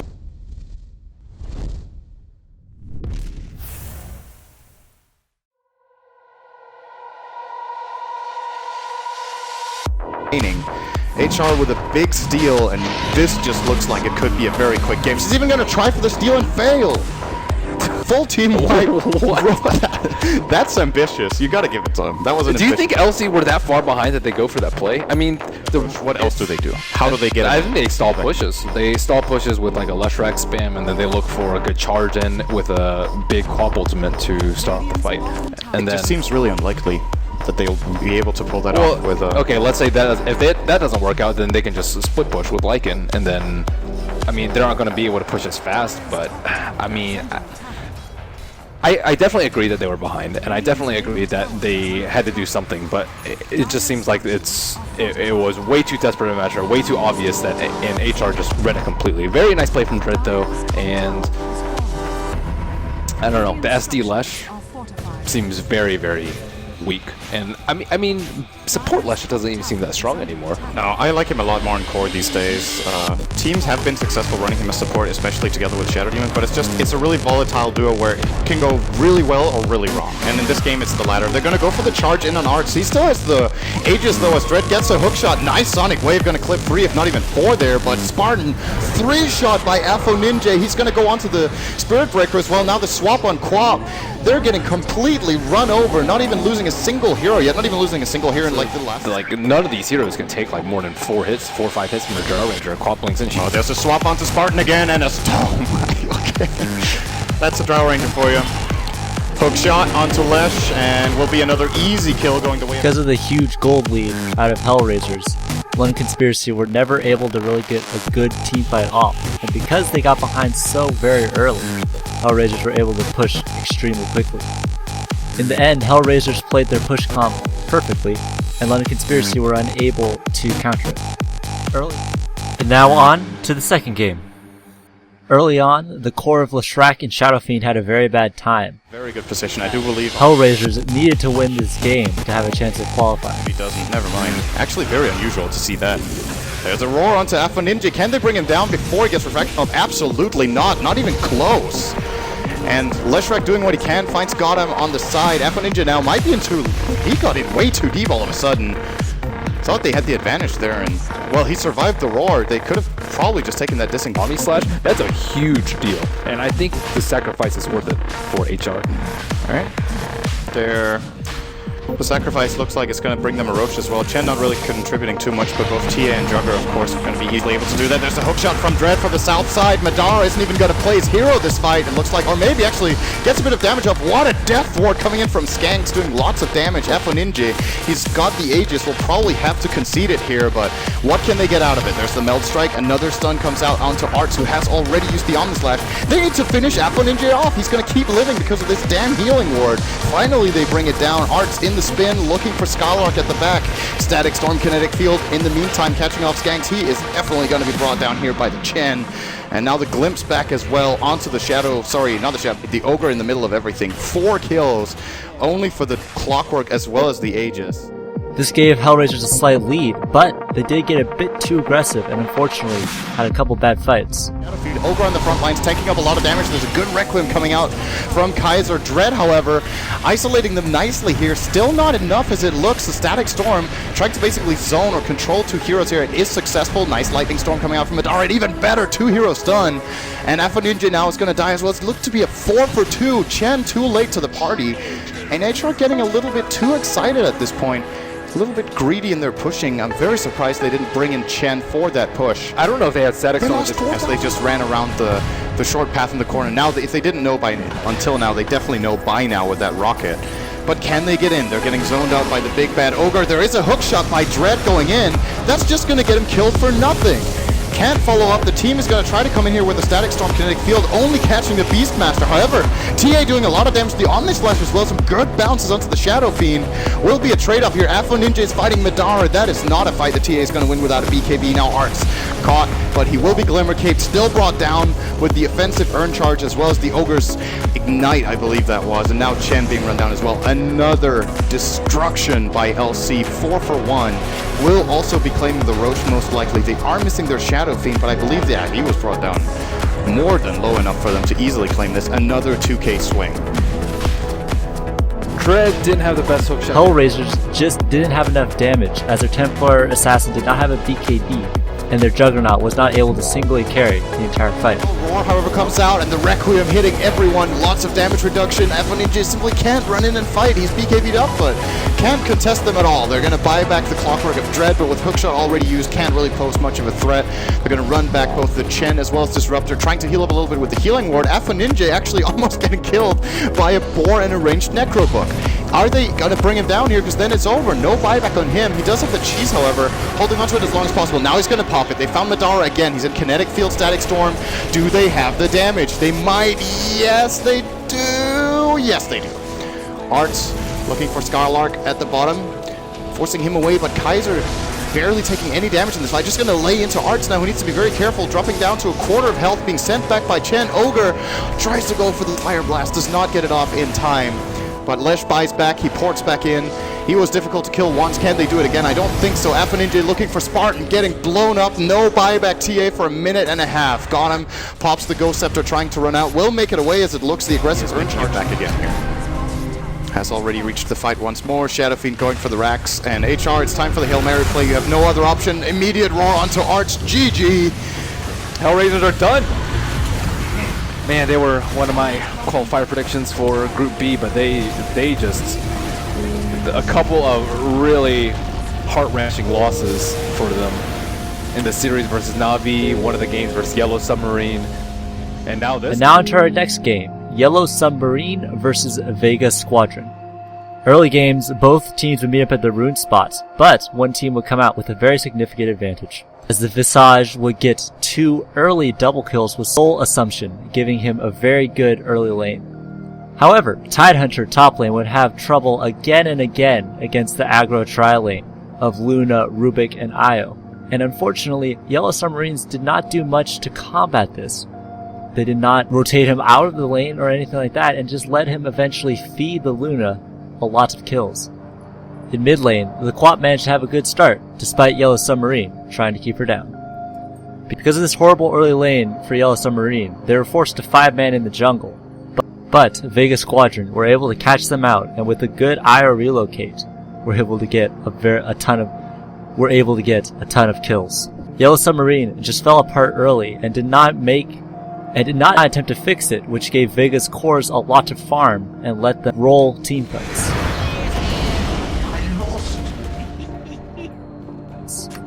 Now into game 2. Yellow Submarine had to win this game to keep their TI5 hopes alive. Early game went pretty badly for Yellow Submarine, as their Chaos Knight had a difficult time farming under Darkseer's Ion Shell, while the Lifestealer and the Roaming Quap got very huge. Yellow Submarine's 2 cores of Chaos Knight and Dragon Knight simply weren't able to do enough work, and Vega took their early advantage and ran with it. Because the Lifestealer and the Quap dealt so much damage, Vega were able to keep winning teamfights and keep building their lead up even bigger over Yellow Submarine. Now,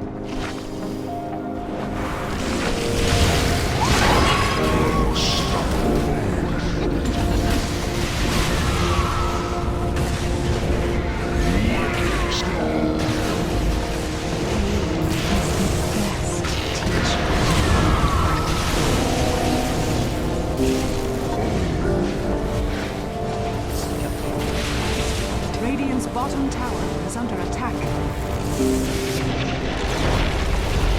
Radiant's bottom tower has fallen. Dire victory.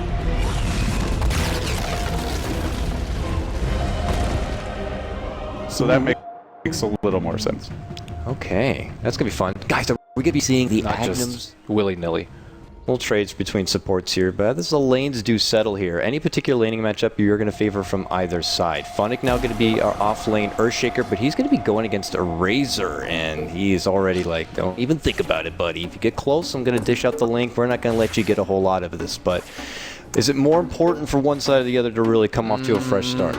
Lifestealer versus Darkseer is an older matchup, and I think I've always played a lot of Lifestealer in the Lifestealer era, and it you know, it's kind of like Anti-Mage versus Darkseer. It's just one that, if you're a very experienced carry player, you can thrive in that matchup. So I actually would not favor Yellow Submarine. Oh, they tried to hide the creep in the corner, and the Dragon's like, I see you down there, and gets the quick pick. Fast courier snipe coming out for Na'Vi. Well done from Sonico.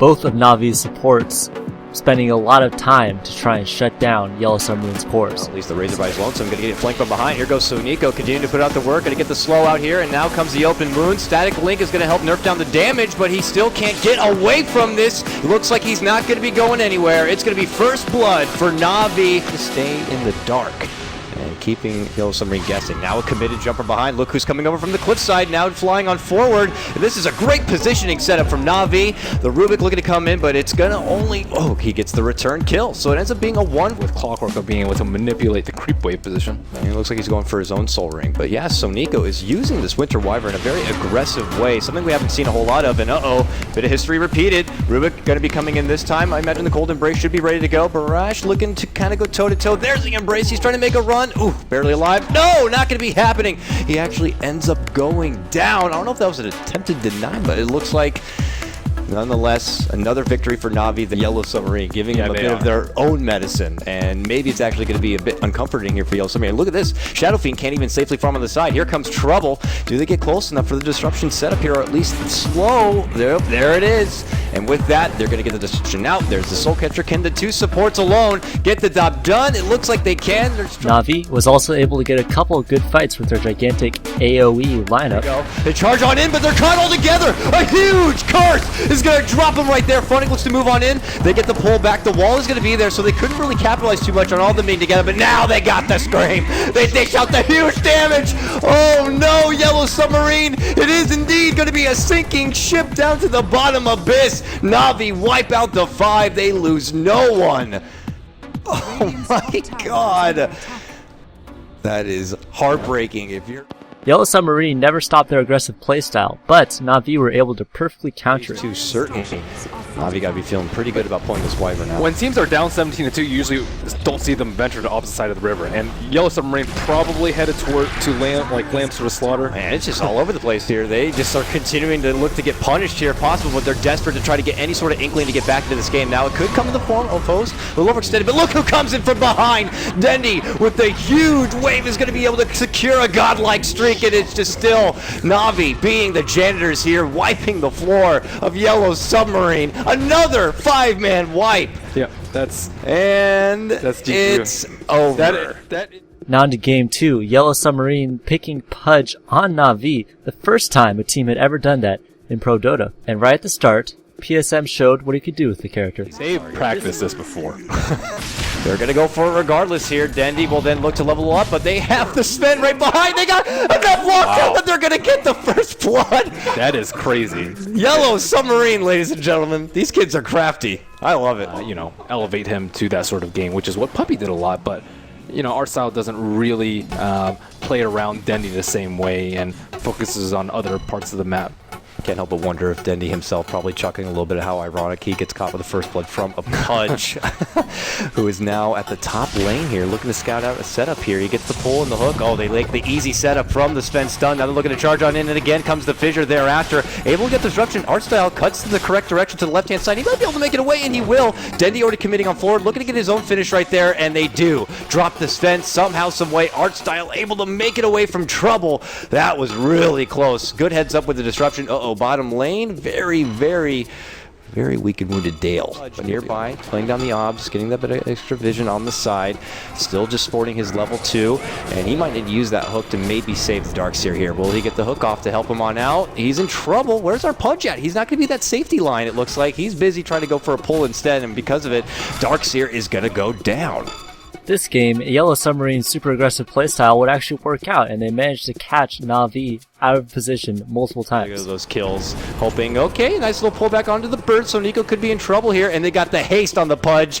They're going to be able to get the follow-up kill. It's going to be Dale who claims that one. I forgot about now on the side, but already Na'Vi looking to move on forward here. They think they got an easy kill on Dale, but here comes the Sven charging on in. There's the Stormhammer, plus the Pudge. The boot guy looking to come on forward. The wall going to be dropped from Dale, so Nico able to rotate in, but there comes Pudge. He's still charging forward, but oh god, I'm eating a lot of damage. He gets dropped down immediately without getting anything off. Ooh, a bit of an overcommitment. All of that huge soul assumption damage going right onto him. Yeah, Pudge has very little armor, and it's taking a little bit too much to stop. Na'Vi splitting up well to stop Yellow Submarine's wombo combo potential. Wonderful fissure, stopping him from moving on in. Plus the Dragon Knight, of course, looking to interject. I'm hearing action breaking out, by the way, during this replay, so hopefully they're not going to be missing too much. But yeah, it was all over the place. We missed the start of that kill. They get Hivos in the mid, but this is where Dendi thinks he's safe. Now, did they have vision, or was this a blind hook out? Oh, what a sense right here. Whoop, boom. Oh, they had chicken. Oh, it was a courier, yeah. A little mushroom courier floating nearby. Wow, that was convenient. But, oh, big Sonic Wave and a dunk follow-up. Navi looking to strike back now, PSM. He's going to be going down. Soul Assumption's going to be finishing him off. And just as we're praising them, they're going to lose 3. Possibly could be losing 4 here. Big disruption. Sven now in a bit of trouble. Looking to run away here. Do they have the follow-up? They do. They have it in the form of Dendy. Just as he snagged up from those trees, he quickly throws together a double kill for himself. 4 down all day. Uh-oh, Dragon Knight. You might have brought yourself into a little bit of trouble. No, he actually is going to get a nice little bird kill there. Woo! Merlini. Yellow Submarine. There's some team, aren't they? To be very nice as they secure their own Roche. And there is trouble. Nice little hook on the Sonico with the December follow-up. Can they finish off this Vicious in time? The birds are coming for the stun.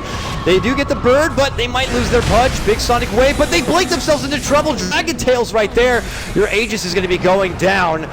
And Dendy on his return here won't have the Sonic Wave. Good vacuum into the wall, but not going to be enough. Oh, Echo Slam for Havos. Dragon Knight is going to be going down. It's just chaos all over the place. Funnick looking to follow on forward. The Fisher's going to be slowing him down. Up to the northern hand side. Sven on the chase, trying to get a hold of Dendy, but now he gets caught in his own call out from Havos. And the 3 of them tackle the one Sven. Oh, very close to being brought down.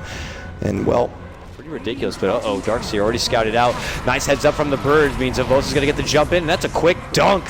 Very good play there from Sonico to kind of scout out the backside of the tower right there, and because of it, they're able to quickly punish the Darkseer. Meanwhile, you see Yellow Submarine pushing down this top tier 2. The CTPs come in, and oh, he blocked his own hook! Oh, that was a bit of a miscommunication there. That's actually really good for them. Because he had Glimmer Cape on him. Ah, you're right. He would have been pulled back and wouldn't be able to catch him. Oh no, they're falling apart now. Oh, the tilt is real now. Apparently, they quickly lose 3 now. Sven's going to make it 4. Uh-oh. Whatever happened during that pause. But Yellow Submarine are able to find an opening. So you can eat him without him BKBing? Yeah. That'd be really good. Or the Shadow Demon. No, immediate self-destruction. And now everything breaks out. Holy crap! Vacuum into a wall with the Echo follow-up, and they wipe out 3 from Na'Vi. Okay. That just happened. On the run here, hand in hand with Sonico. Can they catch him out before they make the retreat? They make the jump on the Funnick, and they clear him out. And now Sonico on the backhand side catches out this Earthshaker. Earthshaker not again. He gets dropped down. So Nico makes it away. So it's not going to be the full 5-man wipe, but so greedy. He wanted to turn around and fit her to stop his TP. Because the TP actually kills him. So not only do they have to worry about Darkseer wall, it's the punch hook, the fissure block, the echo. There's like so many things that Na'Vi they were very hesitant to push without the Aegis or with the Aegis, and I'm surprised that they made the jump to push with the Aegis. Where's our replay? I gotta see that again. No echo, no wall. Sven fly back down. And there they go. Jumping in, disruption, double chakram's gonna keep Dragon Knight back in at bay. And the Rax slowly get with it away. Sven thinks he can jump on in there. Going to be forced to pop his BKB, but the call doesn't care about that. Gets brought back right into the fight. He goes down. He has no buyback. And with that, it looks like Na'Vi are going to be cleaning up the rest. But Yellow Submarine, no surprise from this spunky group. Never say die. They will fight to the bitter end while they can. DK charging on in. Beheaded. And now they're just going to get corralled in their own base side. So Nico, the Battle Visage, trying to go, but he's going to get dunked on. Revenge comes out from Earthshaker. Haha, fool! You got me those couple of times, but now I locked you inside the base. Oh, short, you can snag him back in the fountain. That would have been awesome, but not happening. And they keep charging on in. Dale, no! He drops the wall. Oh, he goes down. And this looks to be it. Good game, well played. Does come out eventually from their captain, PSM. But what a story it has been. Yellow Submarine, your open qualifier squad. Remember that. They come in. I'm sure they've made some fans. I'm looking forward to seeing what they can do. I'm sad to see them go. I am too. They made for some entertaining matches, man. In win or loss, it doesn't matter. They like to have a lot of fun, and I can appreciate that in my Dota. So yeah, I like their play style. And now on to the last game of the group, London Conspiracy versus Vegas Squadron. Vegas Squadron. Shaker and the Lesh. You got Queen, and you also have a Surge at your disposal with an Ion Shell. So the synergy is definitely there for the Ursa pick. Oh, cheeky little wrap round down to no one, and they do have the burst damage. Nicely getting both of the raises onto the quad there. Very nice play from London Conspiracy. Nice. Vega Squadron Ursa would get a little bit ahead in the early game. And Seema the Slayer. Pasha desperately looking for a jump in. Is he going to be able to find anyone here, Chen? And the Shadow Fiend, he's going to go straight to work on the Shadow Fiend. There's going to be the fish here as well. Hanagod does come out. He's trying to get off the Requiem. Can he get it off? No, he can't get it off. He's getting stunned up. But now the side of LC, they're to turn it around. They've taken down one. They've taken down two. Aegis being popped on the Ursa. Can they go for a second round onto 9 Pasha? They can indeed. It's going to be a double kill for Kaiser. And Learning Conspiracy going to be very happy with the fact that Vega just walked in and gave them that. I'm not entirely sure why Vega went so hard on that. Now, they put an aggressive ward down in the woods, but they didn't really see anything, right? Like, they walked into the jungle almost. What was not a great... Vega's Earthshaker had a pretty bad start in lane, but managed to get a pretty fast Blink Dagger, which London and Conspiracy were not expecting. Earthshaker, and that's gonna... I don't think LC will be expecting the Blink Dagger on ES at this point. Definitely not. This is going to be a huge surprise, and I believe they also smoked into this, so right now LC are in huge trouble if they get caught out by the Shaker. Oh, let's see what's happening here. Kaiser hanging in the pit here. Pasha. He's going to walk himself in. We'll get Troll trapped up. They're trying to control this Ursa. They would indeed Requiem for the sideline. Echo Slam coming straight in, but the Hanagod, the mech. The Guardian Grease, they're coming through. Madara's going to live for the time being. Manages to get out of the blast as well. It's still alive. The Pugna will finally go down into the burst damage of the Quap. And now Kaiser, he's in a lot of trouble as well. Uses himself up, but he's so damn low. It's only him, Skylark, and the Chen still left alive. Kaiser will go down. Skylark trying to find a return kill onto Seema. Will get it, but now with the fish onto the Nyx Assassin. Blink 4 from Mag. There is the Spike Carabas coming out of time, but now, again, no one with the place. Triple kill. And I've got to say, Andy, they were not expecting that Blink Dagger on the ES. That timing was so important for Vega. And they also have their Ursa still alive, so they get Roshan. Most teams wouldn't be able to do this because obviously you can't kill Roshan that effectively with a Darkseer, a Shaker, and a Queen. But because of the fact that they have Pasha, this secures Roshan almost 100% for the side of Vega. They are sending in a Chen creep to try to be annoying, but I don't really think it's going to do much. Vega, with a slight lead, would get a bit aggressive with a smoke gank inside of London Conspiracy's jungle. London Conspiracy thought that they could follow it up, but get punished. Pasha looking for something here. Spartan might tank this one. Oh, that's the tank. And that's a Roshan spawn as well. If Vega want to go for this, it should be free. Oh, they want to fight? BKB's just going to get pulled straight away by Pasha and no one. Kaiser trying to come in here with a Requiem of Souls. Does manage to get it off. They've blown up the Darkseer. This is pretty nice here for the side of the Conspiracy. The question is, can they find anything more? Guardian Greaves have been popped. No one's going to have to blink himself away. And now it's the side of Vega that are having to retreat. Skylark with a very nice little impale there onto 9 Pasha. But the Fisher comes through. Now the Echo Slam from Solo onto Skylark and Kaiser. Kaiser getting low. He's got a shallow grave. He'll live for a little bit, but not for long enough. He will go down. Solo's been decrepit and the blast coming through from Madara. That's going to be another kill. It's a 2 for 3 so far between the sides. But Vega, oh, they might even find more here. They're looking for S224. It's going to go for the cheeky TP out, but they've got a Split Earth. The Split Earth will be there to cancel the teleport. He'll go down as well. So he would have had it by now, right? Oh no, is he going to get caught? Smoke breaks. Certainly looks like it here with the Cypher Vice being dropped down on him. He has got the Decrepify in the shadow. Oh, the vacuum into the Sonic Wave. 2 heroes down on the side of London Conspiracy. They might lose more. Kaiser is trying to do what he can against this, but GG well played has already been called. They will find the 4th kill here. It's only a matter of surviving. Wow. And, wow. I mean, what a way to finish off the game there with a little vacuum into Sonic Wave. And I gotta say, after that match... Game 2 of Vega Squadron versus London Conspiracy. This would be the last game of the group stages. And they snowball. If that happens, Vega are going to be in some trouble, but already 224 getting caught out in the top lane. This could potentially just be first blood before the buzzer even goes off. Certainly looks like it. That's not the way to start the tri-lane. Not at all. Okay, so Vega, they're going to be... A little bit of over-aggression out of London Conspiracy would come back to punish them.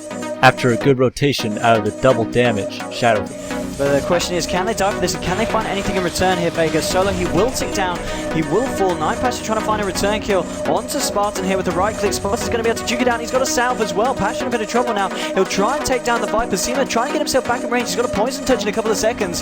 Gust has flown out again. Now the tower is... Oh, hello, suddenly! Oh, no one. He comes in. He's got a double damage. He's got a double... Oh! And the Darkseer solo dies to Mag bottom. Oh, man, that is absolute disaster for London Conspiracy. That is so bad. That is so unbelievably bad. Wow.